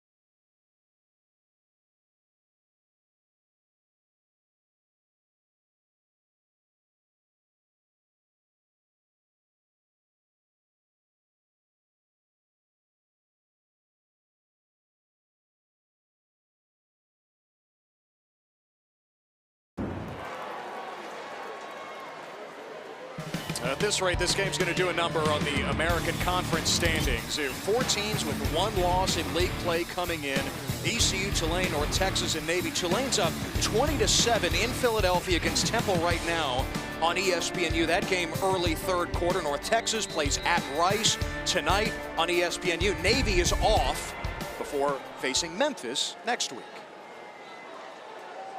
But East Carolina taking it on the chin here in the Alamo Dome. Hauser trying to connect with Anthony Smith. That ball is out. Did he just secure it at first?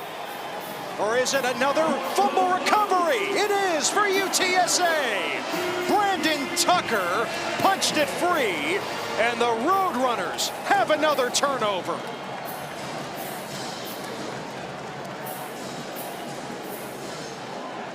Yes, it can get worse for the Pirates. Thought initially runner was down, but this was marked immediately by that line judge, or signaled rather, that this was a fumble. This will be a great look at it with Anthony Smith coming across the formation. Body stays up, and that ball's out. That is clearly a fumble recovered by UTSA. Good job by that officiating crew. They were on it immediately, and the second turnover of the day created for UTSA. Ahmad Chapman, the corner, recovered it. And another short field for the Roadrunners.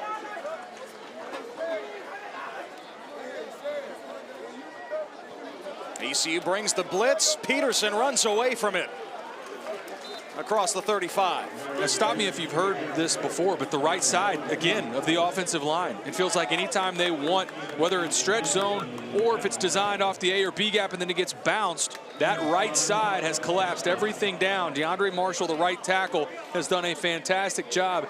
And again, they've got 54, Davion Hurth. He's in, has not played a ton this season. Darrell Jones went out early in this game. They have leaned on that right side of the offensive line. And Hurth is listed as the number 3 guy at right guard. Corey Godinet, the 26-year-old, has also been battling injuries. Peterson wrapped up after crossing the line of scrimmage. Just a short gain, brings up 3rd and 4. Well, back to those standings we were looking at earlier. I'm sure Tulane fans see a result like this. They're like, see, we're not crazy. It's really hard to go into UTSA and get a win. Yep, yep. 48-26 was the score then, 3 weeks ago, here on a Thursday night, when Owen McCown also had 4 touchdown passes, tying his career high. That's what he's got so far today. Peterson driven down, no gain, and 4th down for the Roadrunners. Good job by that look out. Defensive line. A little bit of a shove there at the end, but I don't see anything called. Looked like Ryan Roseborough, 93, got in there initially. Zion Wilson as well. He's been quiet today, former walk-on, but it was a great pass rush. Number 54 came up huge for them a week ago with a big sack late in the game. We saw Sam Danka is there. He went flying at the end. Don't think that we saw it in the frame. But again, no flags there, play on. 4th down and play clock running down. So a timeout for UTSA. First charge timeout of the half. 4 minutes to go in the third. 41-3 UTSA.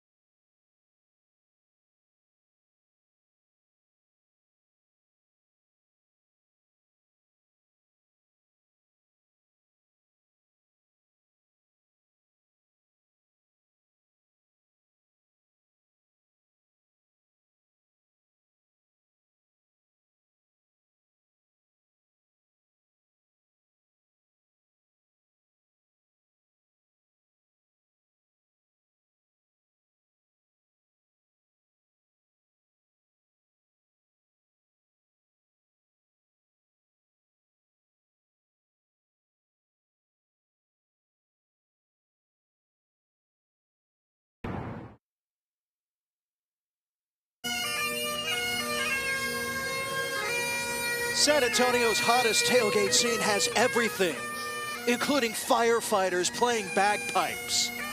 As seen before the game, part of the fans giving event here for UTSA. Second to last week of the regular season. They're closing out with 2 home games. Again, the place they just don't lose, especially in conference play, and the score tells the story against East Carolina, which was tied for first place entering the day. 4th and 4 UTSA going for it out of the timeout. McCown whips it for the first down to Houston Thomas inside the 25. What a confident throw from Owen McCown.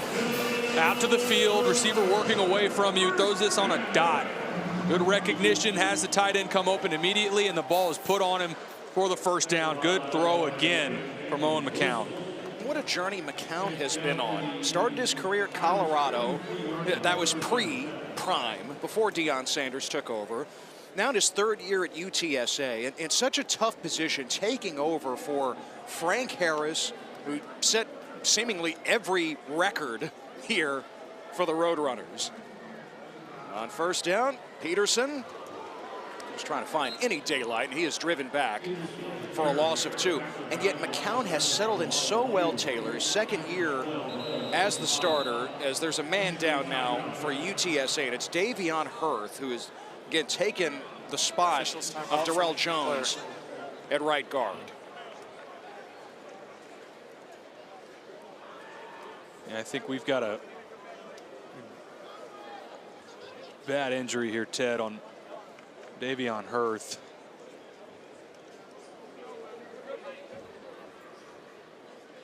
I don't think this is one we want to show the replay on.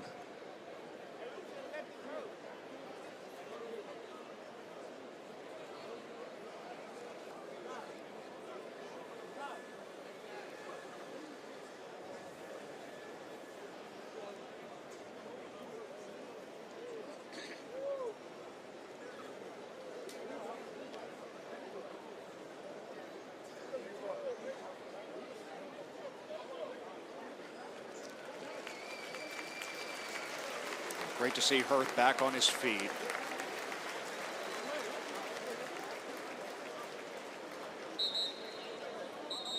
He's played so well today, again coming in off the bench after Darrell Jones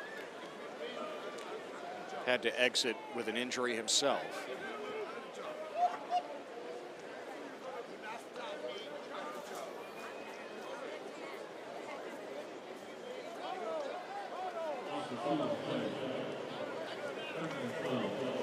Injuries have been the story for Jeff Traylor's team all season, whether it's McCown playing through them today without Robert Henry Jr. and Devin McEwen.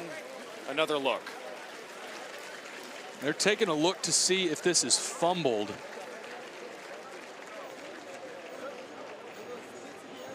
I don't know that there's anything in there to say whether or not this ball came out.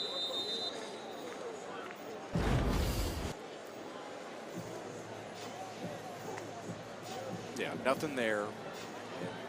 UTSA keeps it. Corey Godinet, who's been in and out of the lineup with injuries himself, takes over at right guard. And what do you know? Another screen from the Roadrunners, this time to Jamel Hardy. Tackle just shy of the 20. And going back to Owen McCown, he's been just like this team in a lot of ways, of the ups and downs, the peaks and valleys. You have games like this where this team looks unbeatable. This looks like a top 25 team in the country. And then you have losses against Texas State here at home, which Texas State, what they ended up becoming in the Sun Belt, I think is a head scratcher. At Temple, this is a much more talented team than the Temple Owls are this year. And I think that's a lot of what this fan base has talked about, the frustrations of when they've been on the road and against that home loss against Texas State, why the inconsistency? McCown buying time and throwing away on 3rd and 8. And a little talking with Julian Davis after the play. And the coaches say he has settled in so well. Again, picture you are the next guy after Frank Harris, who was so decorated. He was the quarterback here forever with Traylor. But McCown has found himself. He has found his voice as well. And he's playing his best yet now in his 2nd year as the starter.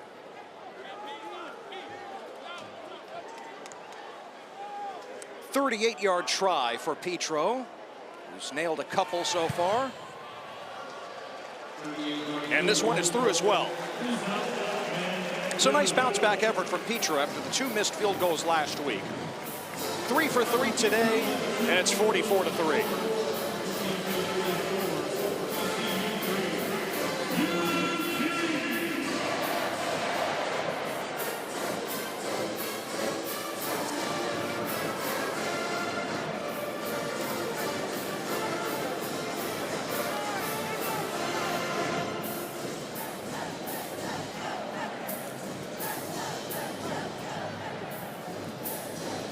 Well, so glad that you're with us here on a Saturday on ESPN Plus, and of course, the American on ESPN Plus is home to 40-plus college football games, over 1,000 exclusive live events, and every American Conference championship throughout the season. For more information, head to stream.espn.com. But if you're watching us right now, you probably don't need more information. Oh, the big hat is out. You got one of those at home? I sure do.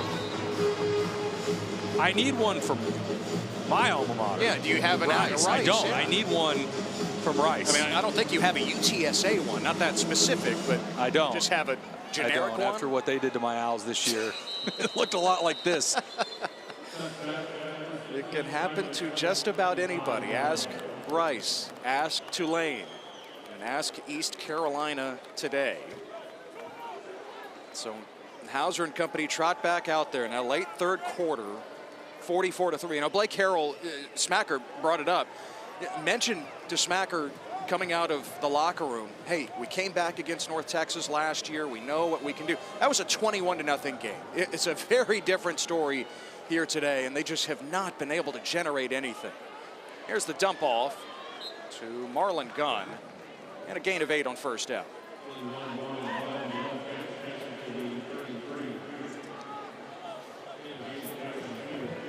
You know, Hauser took over as the starter right around the time that Blake Harrell took over as the interim coach last year. Gunning it in, Anthony Smith, first down for East Carolina, close to midfield. There's really no coincidence that as both Hauser and Harrell took over, that ECU has turned a corner as a program. Just a rough day today, and a Roadrunner is down. It's John Jones, the defensive end. I think his quarterback, Caden Hauser, and head coach Blake Harrell not pleased with the timing of when he went to the ground. John Jones, that ball had already been spotted, working back towards the ball, and then goes down. As you know, this year, that rule change, trying to eliminate the faking of injuries. Once the ball's been spotted, it's a judgment call by the head referee whether or not the timeout applies. If they're out of timeouts, it becomes a penalty for delay of game. I'm telling you all this in a 44-3 game. It's not. But they're competitors. Right. They still want the game to be officiated correctly, however they believe. And listen, with ECU, pick up the first down, they want to get right back over the ball.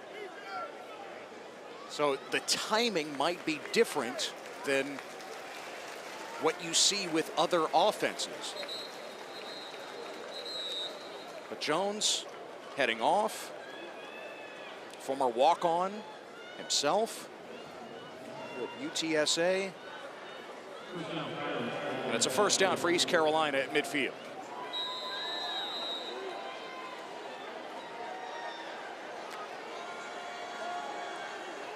Hauser the rifle. Anthony Smith all alone down the sideline for the first Pirates touchdown today.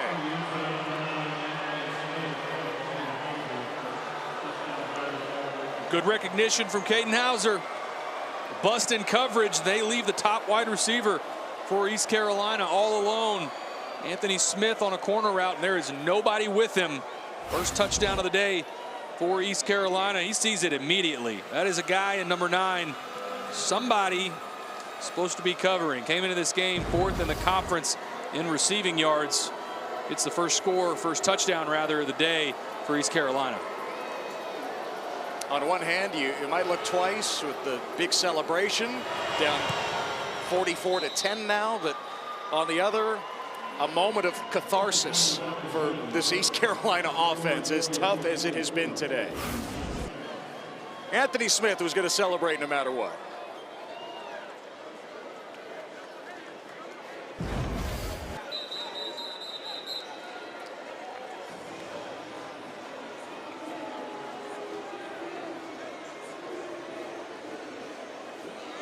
Been a tough day for Caden Hauser, but how about the stability that he's brought to this team? I was there a couple years ago during the 2-10 season. Had them a couple times that season where that was a program with all the pride and tradition and history that ECU has. They were lost a couple seasons ago, and Blake Harrell talked about he took over as interim, trying to figure out some stability at the quarterback position. They were rotating through guys. Caden Hauser was trying to find his identity since he had moved over from Michigan State, but the player that he has become this season, I loved how Blake Harrell described it. He said, we've both had to realize he is the head of our program. He's also the head of this community and the face of this community. Onside kick and recovered by UTSA.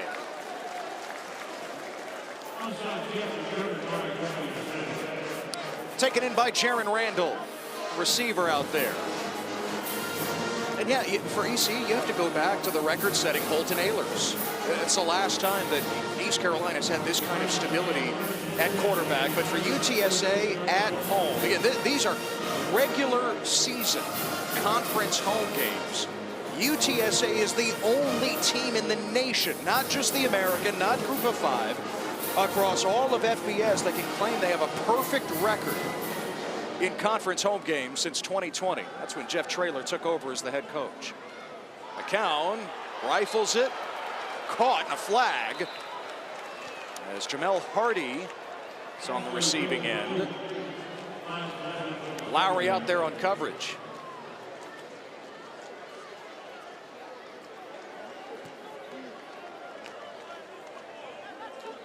Before the pass, holding, defense number 15, 10-yard penalty, automatic first down. Jordy Lowry with the hold. Going back to that graphic on, first we'll take a look. 15 get that left hand, tug the jersey just a little bit. How about the catch still even afterwards from Jamel Hardy? But that record, pretty unbelievable when you see the company that's up there with the Georgias and Oregons and Ohio States of the world. That this program in UTSA, and it is since 2020, no one's come in here in a conference game and gotten a win. Henderson finding a hole.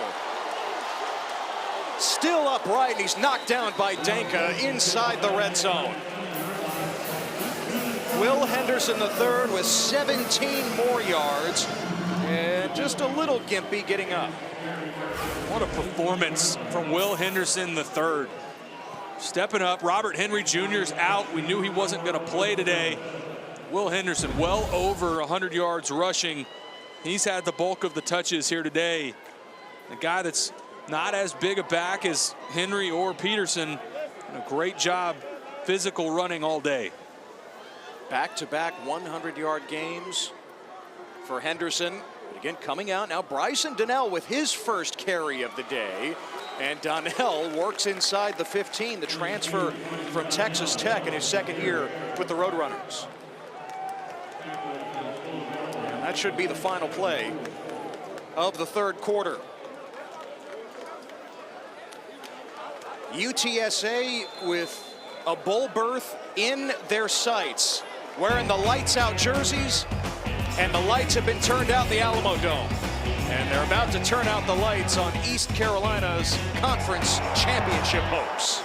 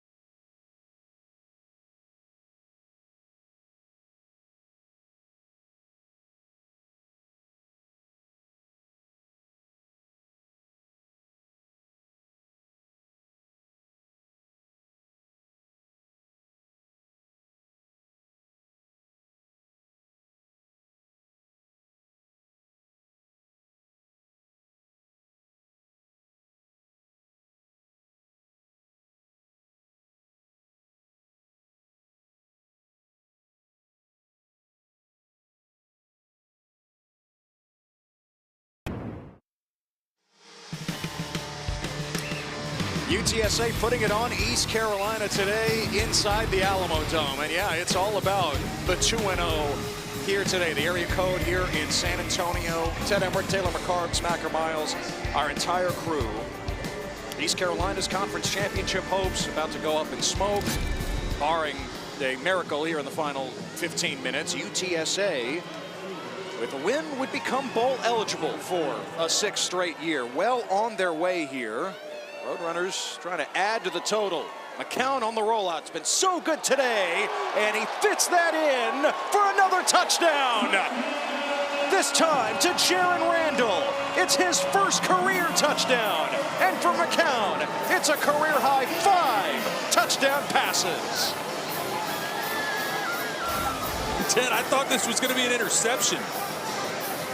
You see Riddle step down. I'm not sure how he missed that ball, but great control and focus on the football from Jaron Randall, and how about it for his first ever touchdown in college football. You just can't intercept Owen McCown at home.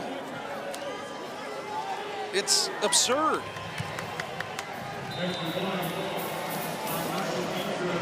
UTSA has cracked 50, 51-10.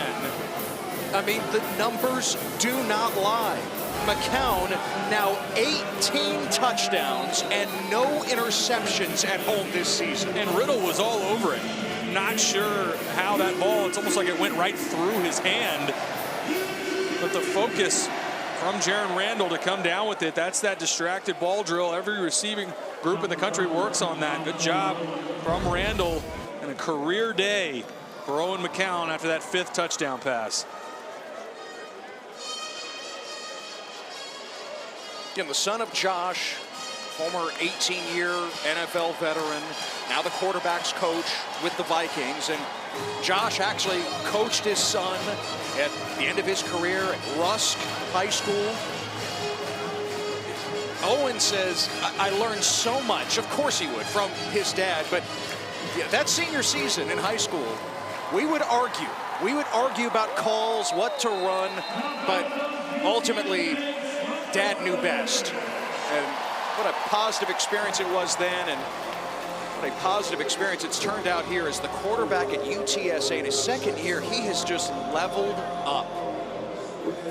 It'll be a big one here next week as well, as they host Army, one of the other top teams in this conference. But for all the ups and downs, if this UTSA team were to get to 7-5, who knows what happens next week against Army. I think still tremendous positivity, and speaks of the program that Jeff Traylor has built here.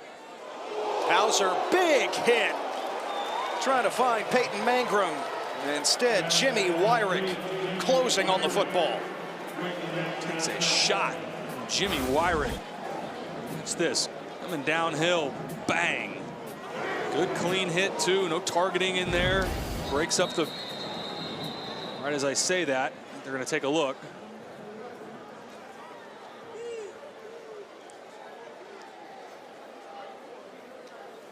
Previous play is under further review to determine if there was potential targeting in the play. Exactly what this game needed early in the 4th quarter. Timeout. Timeout on the field.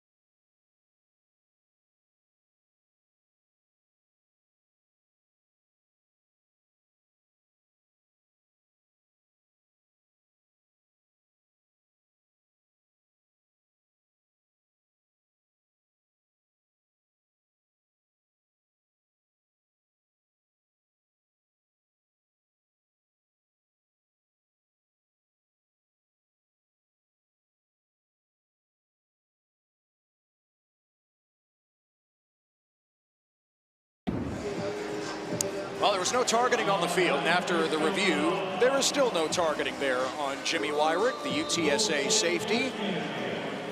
That hit that he delivered on Peyton Mangrum, so play on. UTSA up 51-10. Hauser slings it, and that's caught for a first down by Anthony Smith, who has the one touchdown today for the Pirates. That's a look that Pirates fans were hoping to see a little more of earlier in this game. Took a while to get Anthony Smith some touches. Hauser up the sideline for Smith, and almost a brilliant catch over the shoulder. Flag is out. Ahmad Chapman was draped on Anthony Smith. It was a late call. I think that side, you could hear the fans not pleased with the call.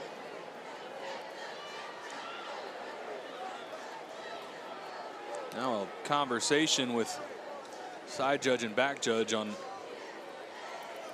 There is no foul on the play for defensive pass interference at second down.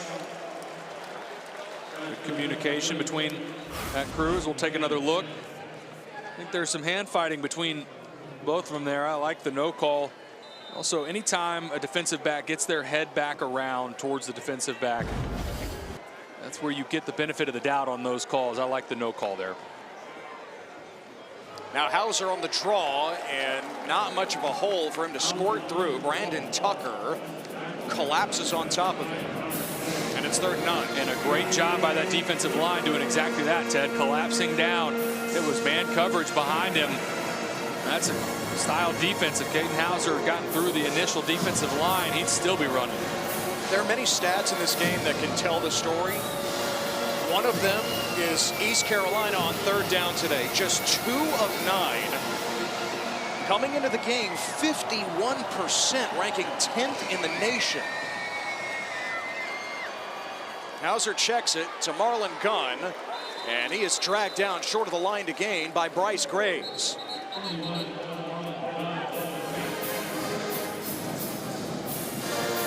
Some drawing away from the play after the whistle. 4th and 2 for East Carolina.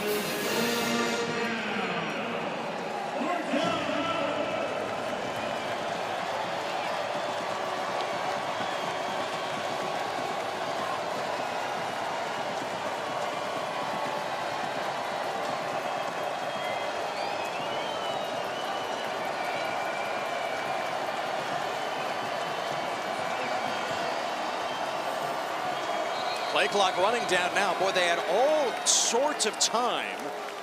And, you know, of course, first charge time out of the half, East Carolina. You might say, well, 30 seconds. You've got the radio in the helmet. Remember, that communication cuts off with 15 seconds to go. So teams still use the signaling from the sideline, and it just appeared to be some confusion there as Hauser was looking to his sideline. With this loss today, to clear up that picture of the American Conference and race for the conference championship. Navy, like you mentioned, they're on a bye this week. Their final regular season game comes against Army after the conference championship, so they just have one more to go. North Texas at the top. They are in Houston tonight to face the Rice Owls. Heavy favorites there. And then, Ted, I can't remember who Tulane played today. They've got Temple. There we go. And that game now starting the 4th quarter. Green Wave in control, up 26-7 on ESPNU. Remember, Tulane ranked by the playoff committee. North Texas ranked by the AP. 4th and 2, the pitch to Gunn. It's a first down, and Gunn's still running. Inside the 10, all the way for a touchdown. Marlon Gunn Jr. with a 50-yard rip for East Carolina.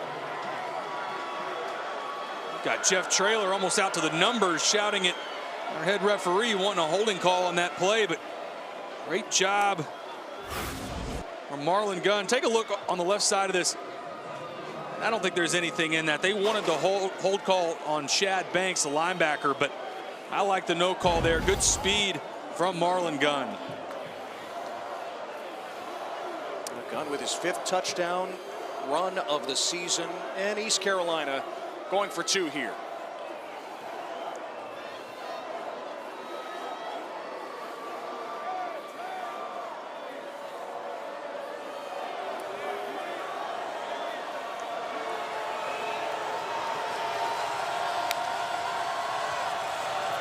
Hauser fires, too tall but incomplete, and a flag. Davin Martin defending against Jaron Waiters.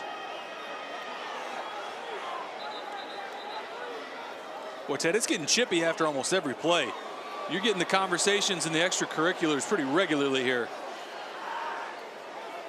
I've seen it throughout the game, but Before the definitely pass, holding defense number 3, half the distance to the goal, replay the try. So East Carolina moves a little closer here, going for 2. Bottom of the screen, 3. You see the hold there. Ball comes out quick. I'm not sure it would have mattered as quick as this ball comes out, but the contact from Davin Martin, like they said, this was called prior to the ball being thrown, so it would have been called either way. Well, you check the chart. Down 35, I guess you go for 2.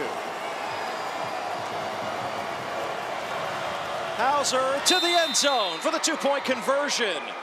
And it is Ryan Roseborough, the defensive lineman. A big man, 2-point conversion. Good job from Roseborough securing the 2-point conversion. Marlon Gunn all the way to the end zone, and Roseborough caps it off with a 2-point conversion. UTSA still up big.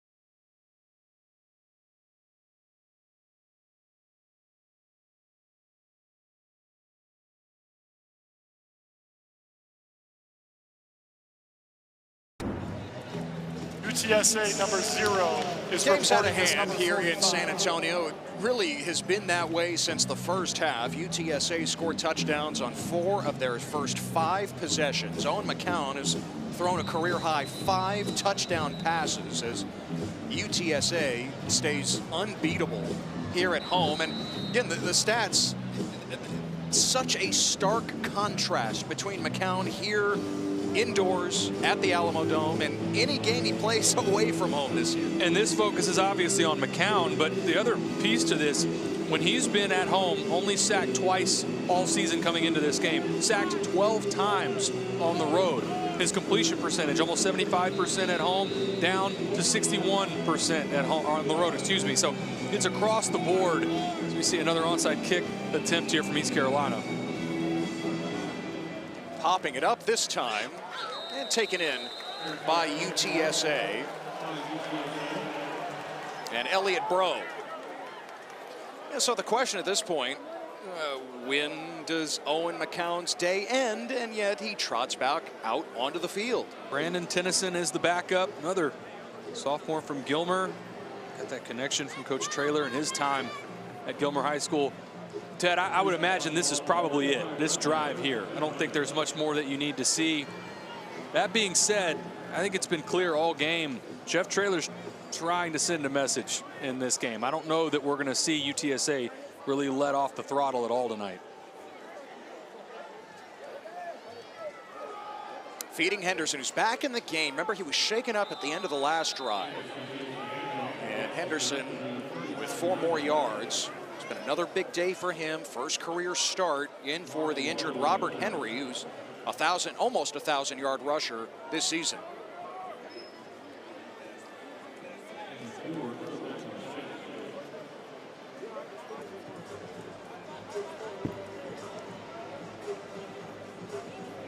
Traylor had his team fired up, facing East Carolina again, remembering the loss last year in Greenville. He thought that there were a lot of shenanigans on the part of ECU before the game, during the game, taking it to the edge. He said we would do the same thing here. Almost a pick six by East Carolina. Key Crowell almost getting his shot in the game at corner. Watch 14, read and react, does a great job, beats the block. That should be a walk-in touchdown. He knows it. What I love at the end. I mean, every time you bring up that Owen McCown hasn't thrown an interception at home, it's like it's begging for the announcer's jinx, right? Almost happened in the first half. In the second half, Jamarly Riddle has one go right between his hands, and that one again from Key Crowell. Some sort of voodoo in this building. Not allowed to intercept Owen McCown. So on third down, yet another screen. David Amador is on the receiving end of one of those 5 touchdowns today. Doesn't pick up the first down. 4th and 2 for the Roadrunners. I'm sitting here looking to see if UTSA is about to go for it. I mean, there's no... The way that Jeff Traylor has called this game, nothing would surprise me in the way of aggression. Instead, he sends out Cale Hogan, the Aussie, to punt.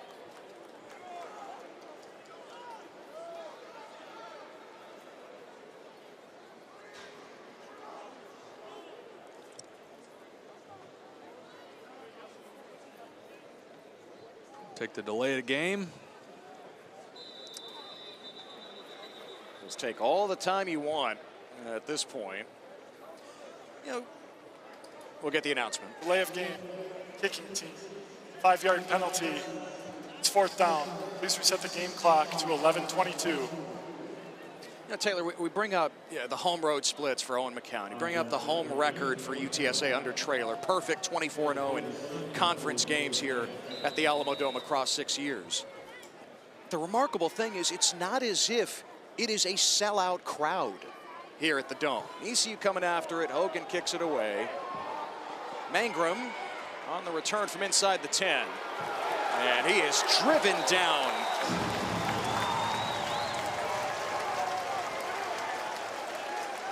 What a hit there on special teams by UTSA. That is a great It's Mekhi play. Anderson, Form tackle from receiver. Anderson. Yeah. But Ted, to your point, it's a great point on UTSA. Crowds have been up and down. There's ebbs and flows. Attendance tonight just under 20,000, which for this league I think is solid, but it is a big building. You know, the upper deck, there's the tarps up there that you don't really see outside of when they play the Alamo Bowl. But there's also this argument for some people that want there to be a different facility, a different venue that's closer to campus. It's hard to make that argument when you just don't lose in this building, though. TJ Engelman picks up a yard on first down. Listen, are fans here? Yes, they are. But let's be real. It is a crowd with a lot of gaps Officials in the timeout for stands. injured player of the offense. All around. And down for East Carolina is Jamarian McCrimmon, the left tackle. you know, they average about 20,000. The capacity here is 36 for UTSA football. ECU fans making the trip as well. And so that's why you asked Traylor, listen, the difference between the environment here and the environment, let's say, at Dowdy-Ficklin is very different. East Carolina, it is always live, but UTSA just doesn't lose here in conference games. We'll step aside.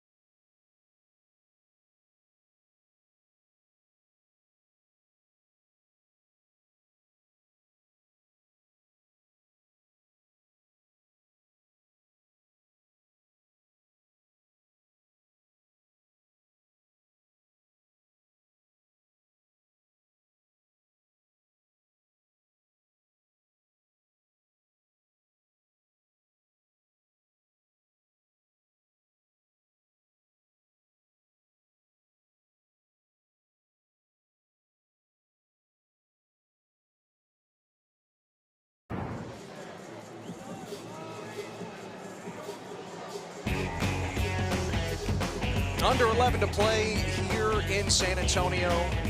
UTSA about to extinguish the conference championship dreams of East Carolina. Ted Emmerich, Taylor McCarg, Smacker Miles, our entire crew. Caden Hauser and the Pirates have a second down out of the timeout after McCrimmon was helped off, and Hauser's picked off the deflection. Shad Banks, pick six. What a capper for the Roadrunners today. Great job by the defensive line. Can't get home, get a hand up. This is a tipped ball that lands in the hands of Shad Banks for a walk-in touchdown.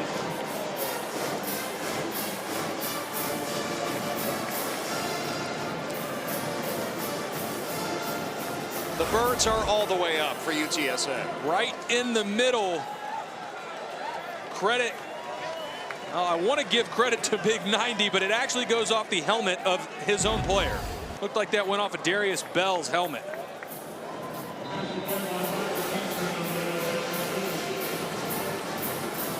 Taylor, what is it like being Caden Hauser right now? You I'm sure, you didn't have many of them at Rice, but you might have had. Oh, you're being kind.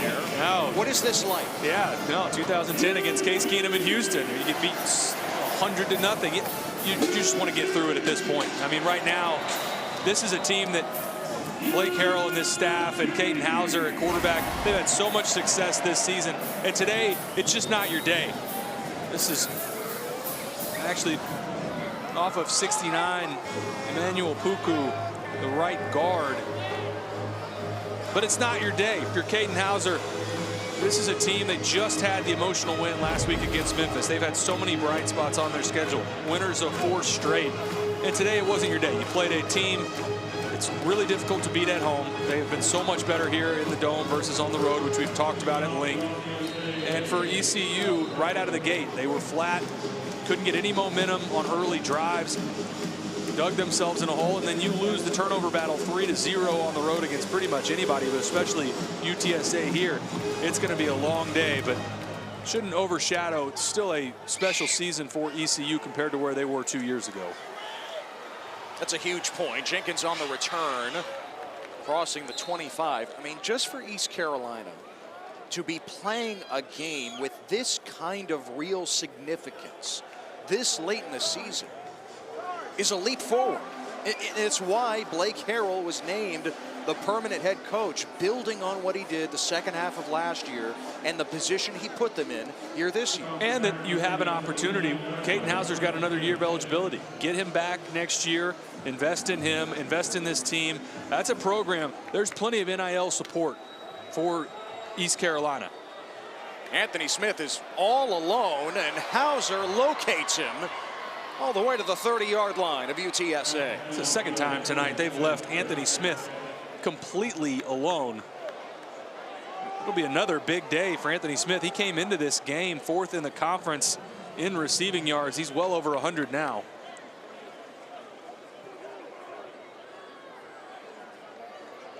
And at the half, he had just 2 catches for 8 yards. Now Jenkins has been returning kicks today. Jenkins down to the 22-yard line. The Houston transfer, spent a couple of years with the Cougars, again just to the east. Going back to Anthony Smith, 143 yards on 8 catches, another big night. Second charge timeout. UTSA. Jeff Traylor, read his lips. I mean, I love it. Look how fired up he is. 58-18. Yeah. And he's out there coaching like this is a 1-score ball game. He was fired up on our call with him this week. I mean, he came in there and he talked at length. Again, I've got the PG version written down here, but talked about how they wanted to knock the snot out of East Carolina. He was not bashful. Exactly. Yep.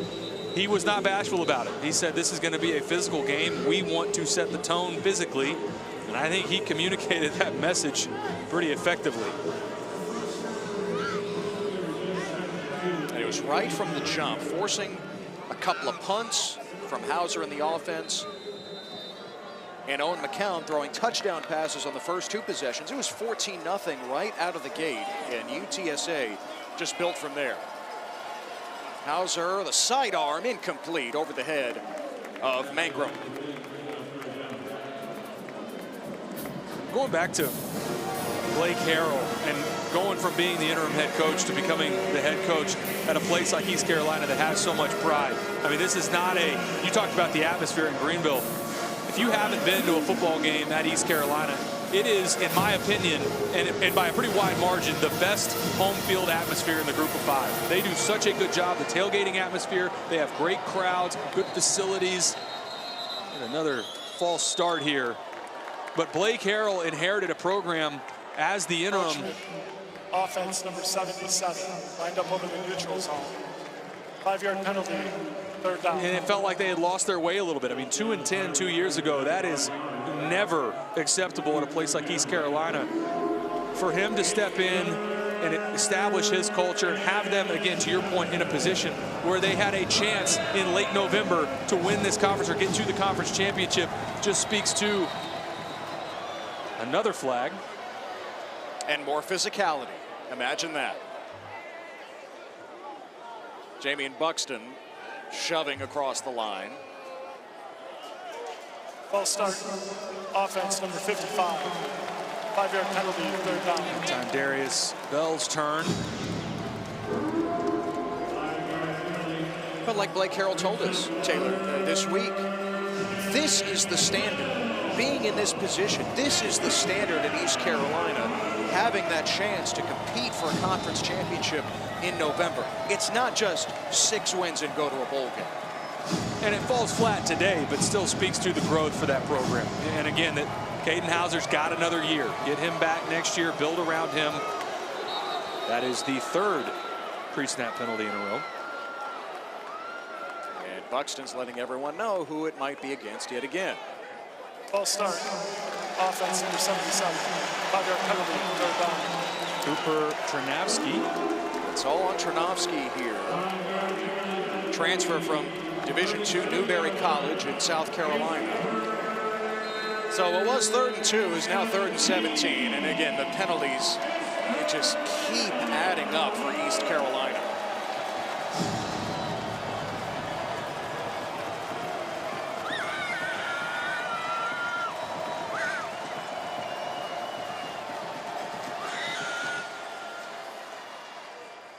Hauser's got Riles and tackled well short of the first down. So 9.5 to go, 4th down. Keep the offense out there, you'd imagine, and try to keep going here.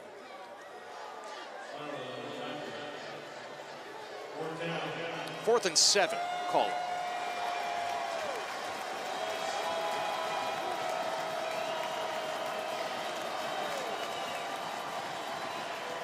Hauser trying to find Jenkins against pressure over his head, but flags in the backfield. Roughing the passer. Personal foul, roughing the passer. Defense number 12. Half the distance to the goal. Automatic 1st down. Marcellus Wilkerson. Just no need here. Watch 12.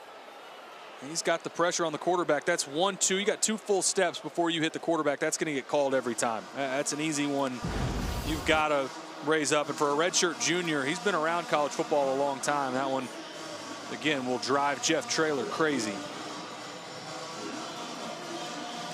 A couple of years at Michigan State, now 2 years at East Carolina. Remember, Hauser was not the starter to open the season last year. Jake Garcia beat him out narrowly, the coaches say. And yeah, was Hauser disappointed, of course, but they respected that he never got bitter. And he earned his opportunity. Man, has he run with it.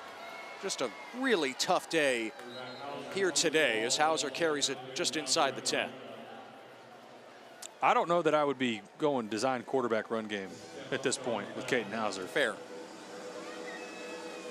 I know. You think about Memphis and Brendan Lewis with his ankle injuries, and this is a situation where it happened against Rice. And just think about the future for him, right? I mean, you're not winning this game. You're no longer playing for the conference championship. Well, Hauser again. Eyes on the end zone. He stumbles inside the 5 and a flag down as he takes a hit from Bryce Graves. Holding. Offense number 77. 10-yard penalty. 2nd down. Yet another penalty on Tranavsky this drive. 77 with the hold. He's on the left side of your screen. See that defensive lineman try to spin out like Kyan Roberts' day that he does not let go of. 120 penalty yards to go along with the 3 turnovers on the offensive side. Again, for context, ECU averaged 55 yards of penalties per game coming in. Hauser once again running it. And he tumbles down to the 10-yard line.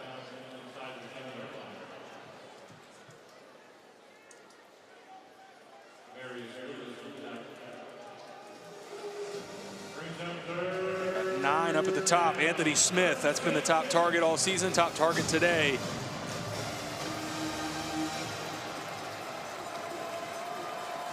On 3rd down, Hauser to the end zone and a leaping grab. No, incomplete. Javante Connor was the target. And Graves was in coverage. Connor has the ball, had 2 hands on it, just doesn't survive the ground. See that frustration. A great route. He does the hard part, gets open.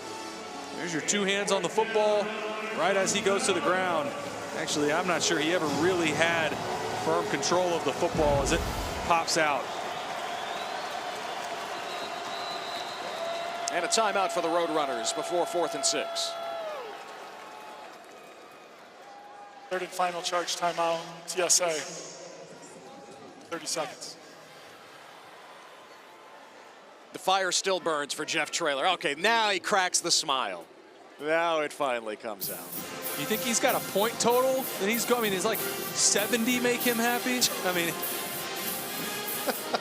Well, you asked Justin Berg, UTSA's offensive coordinator, what do you have in mind? What is it going to take against East Carolina?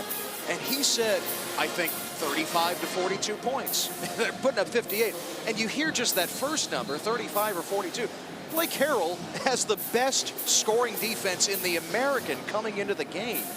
They give up an average of 18, and Roadrunners have slapped 58 on them. For what it's worth, 61 points is the school record for UTSA.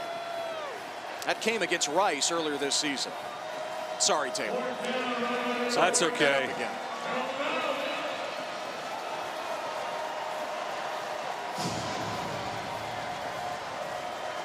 Fourth and 6. Hauser to the flat. Parker Jenkins for the pylon, and he is knocked out at the 2, but he's got the first down. First and goal for the Pirates. Now ECU will go quick. UTSA trying to sub on, but I'm not sure East Carolina's.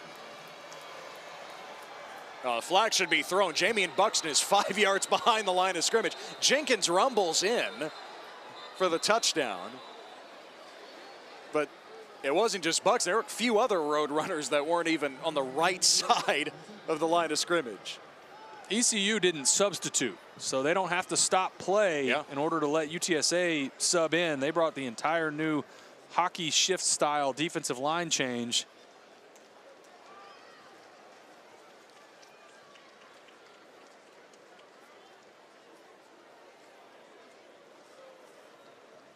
Offside defense, multiple players in the offensive backfield unabated. That's a dead ball foul. It's a 5-yard penalty, or excuse me, half the distance to the goal line. First down. Yeah, so a dead ball foul, you can't take the result of the play. It's not a touchdown, but East Carolina moves a little closer here with 7:42 to go.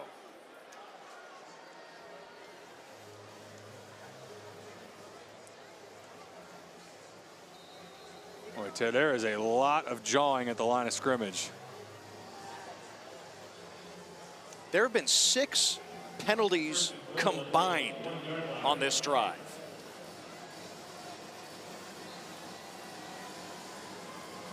They just don't want this game to end. First and goal.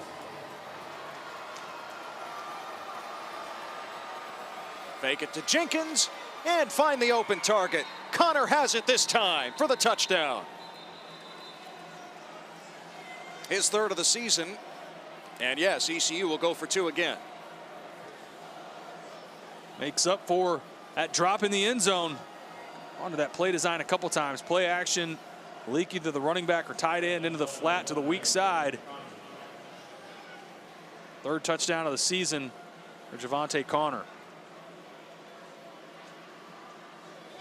His offensive coordinator, John David Baker, had him at Ole Miss, where he redshirted in 2023. Now here at East Carolina. Hauser the sprint out, and Anthony Smith out of bounds, incomplete. Made the catch, but not in bounds. So 58-24 with 7:28 to go. Gets the foot down, but like you said, Ted, just comes down just outside. I think if that ball is lower towards the pylon, that's a catch and completion to Anthony Smith.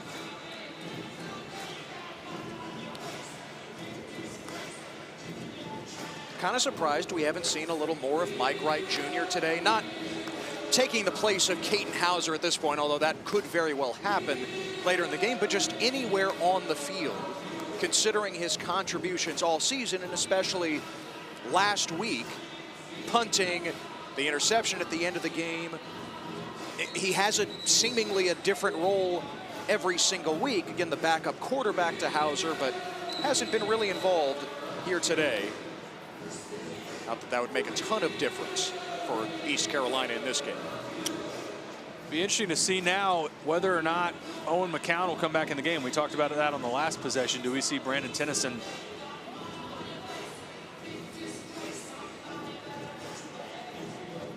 UTSA number 0 is reporting as number 45.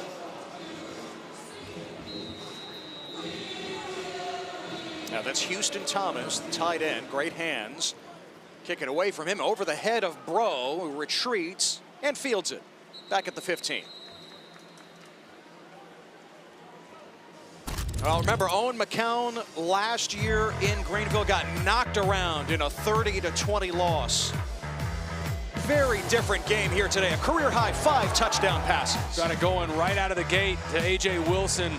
Got his tight ends involved. The screen game for UTSA, dynamic all year. They didn't miss a beat in that department. Throws it well on the run. Maybe got a little bit lucky. Probably should have been interception there. He's made plays since the start of this game. Decision-making has been sound. It does look like his day will be done. So it is Brandon Tennyson taking over and handing off to Bryson Donnell. He's hit at the line of scrimmage for no gain. Tennyson, the redshirt sophomore from Gilmer. Again, his head coach Jeff Traylor's hometown, where Traylor was a standout high school coach for so many years, winning 3 state championships. Tennyson carrying on that legacy after Traylor moved into the college game. Tennyson didn't play his first 2 years, but earned the backup job here this year. And he got most of his action a couple of weeks ago in that lopsided loss to South Florida.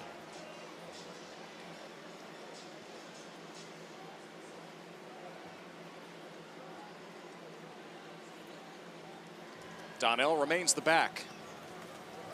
Gets the call again and cannot cross the line of scrimmage again.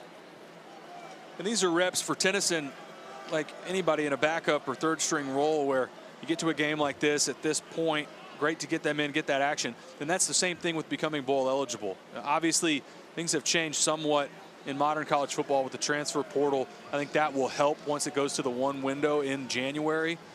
But once you get to bowl eligibility, you have all the practices in the month of December leading up to whenever your bowl game is. And I think for this team, guys like Brandon Tennyson, they benefit from certainly games like this where you're getting live action, but also those extra practices.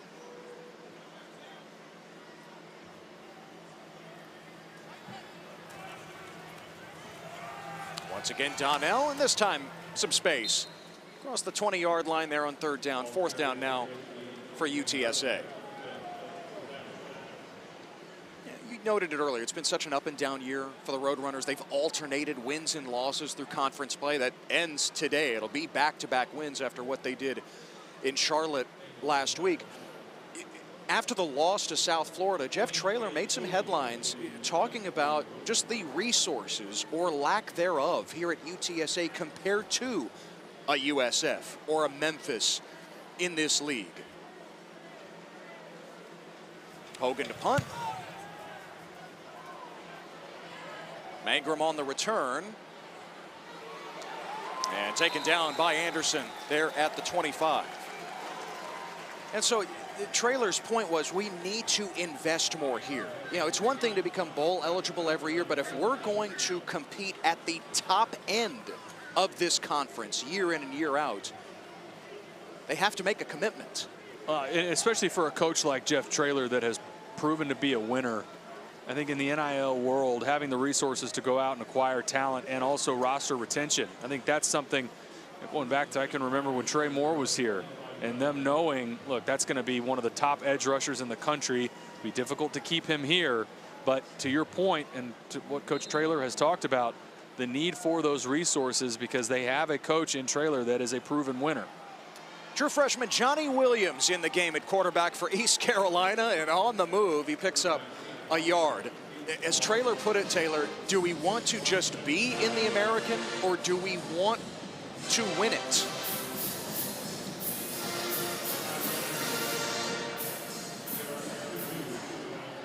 I'll beg your pardon. Dida is in, and by the way, this is a different number than is listed on the East Carolina roster as Dida swarmed there in the backfield. Dida is a local product, or just up the road slightly, Austin, Texas. Lake Travis graduate. Some limited action so far this season, but another guy, just like we talked about on the other side, Tennyson, late in a game like this, good to figure out who your young guys are. ECU, same thing. Obviously, they'd already been bowl eligible. Have an opportunity to see what the young guy can do.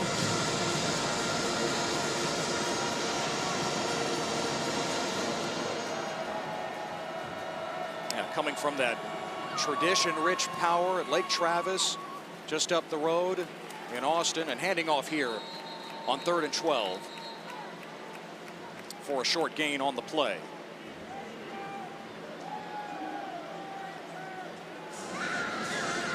Now East Carolina will have another road trip to close out the regular season at Boca, at FAU. Now they wrapped up the home schedule last week with that thrilling win over Memphis. So back-to-back road games to finish. And UTSA has Army here at home next week. And FAU with a heartbreaker today. Dropped a late one to UConn after leading for much of that game. I asked where Mike Wright Jr. was. There he is, back there to punt on the rugby roll. So versatile all season long. From quarterback to running back to receiver to DB. They've worked him in the return game in practice. Haven't used it yet in a game, but added punting to the resume just last week and got to see him there. And now he's out there on defense at corner. Closed out the game with that pick last week. And Tennyson is wrapped up. Nice play by East Carolina. A little miscommunication there with his running back, Bryson Donnell. Noah Holmes made the tackle. Be Donnell. And that's also one of the things that you expect once you get the young guys in the game. Running backs going in the wrong direction, or the quarterback, sometimes you can't tell.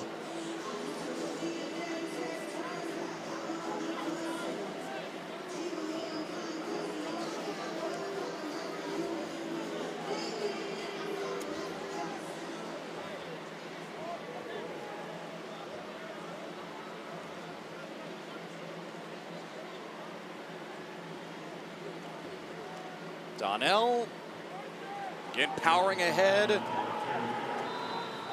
and only a yard or so as we're going to hit the 2-minute timeout.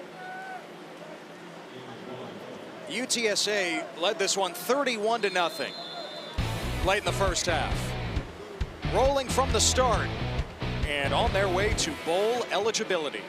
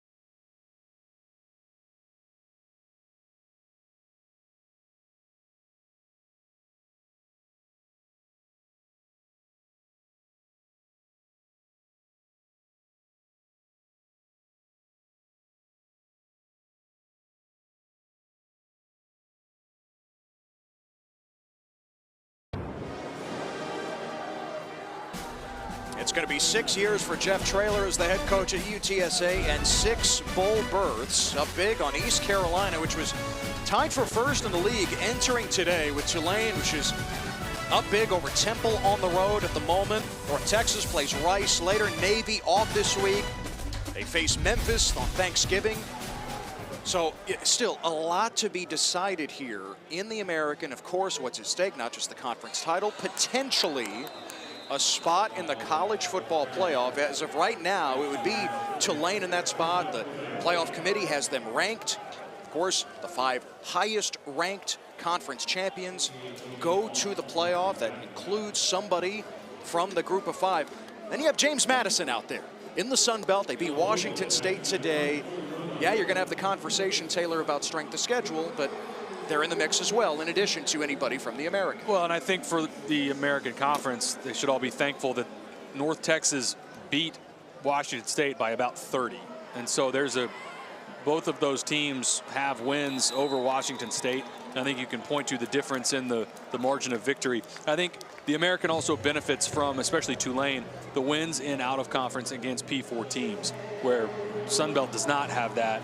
And the strength of schedule for James Madison, I think, is going to hurt James Madison. You see that already right now with where the committee has a 2-loss Tulane already ahead of JMU. So I think it sets up nicely for the American to end up having the bid into the college football playoff.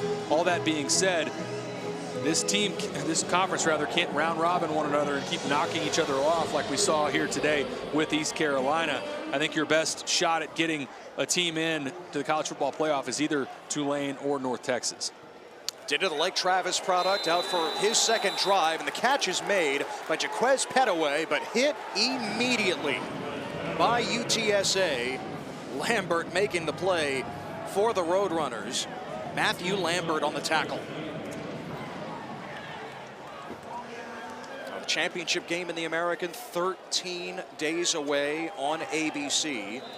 And the big bracket reveal Sunday, December 7th, 2 weeks from tomorrow, noon Eastern on ESPN.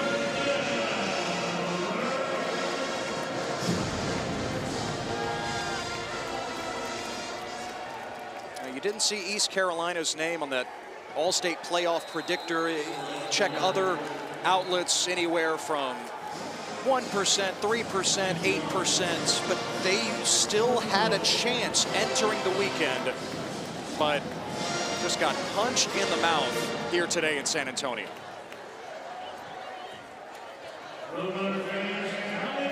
And Blake Harrell is done with it.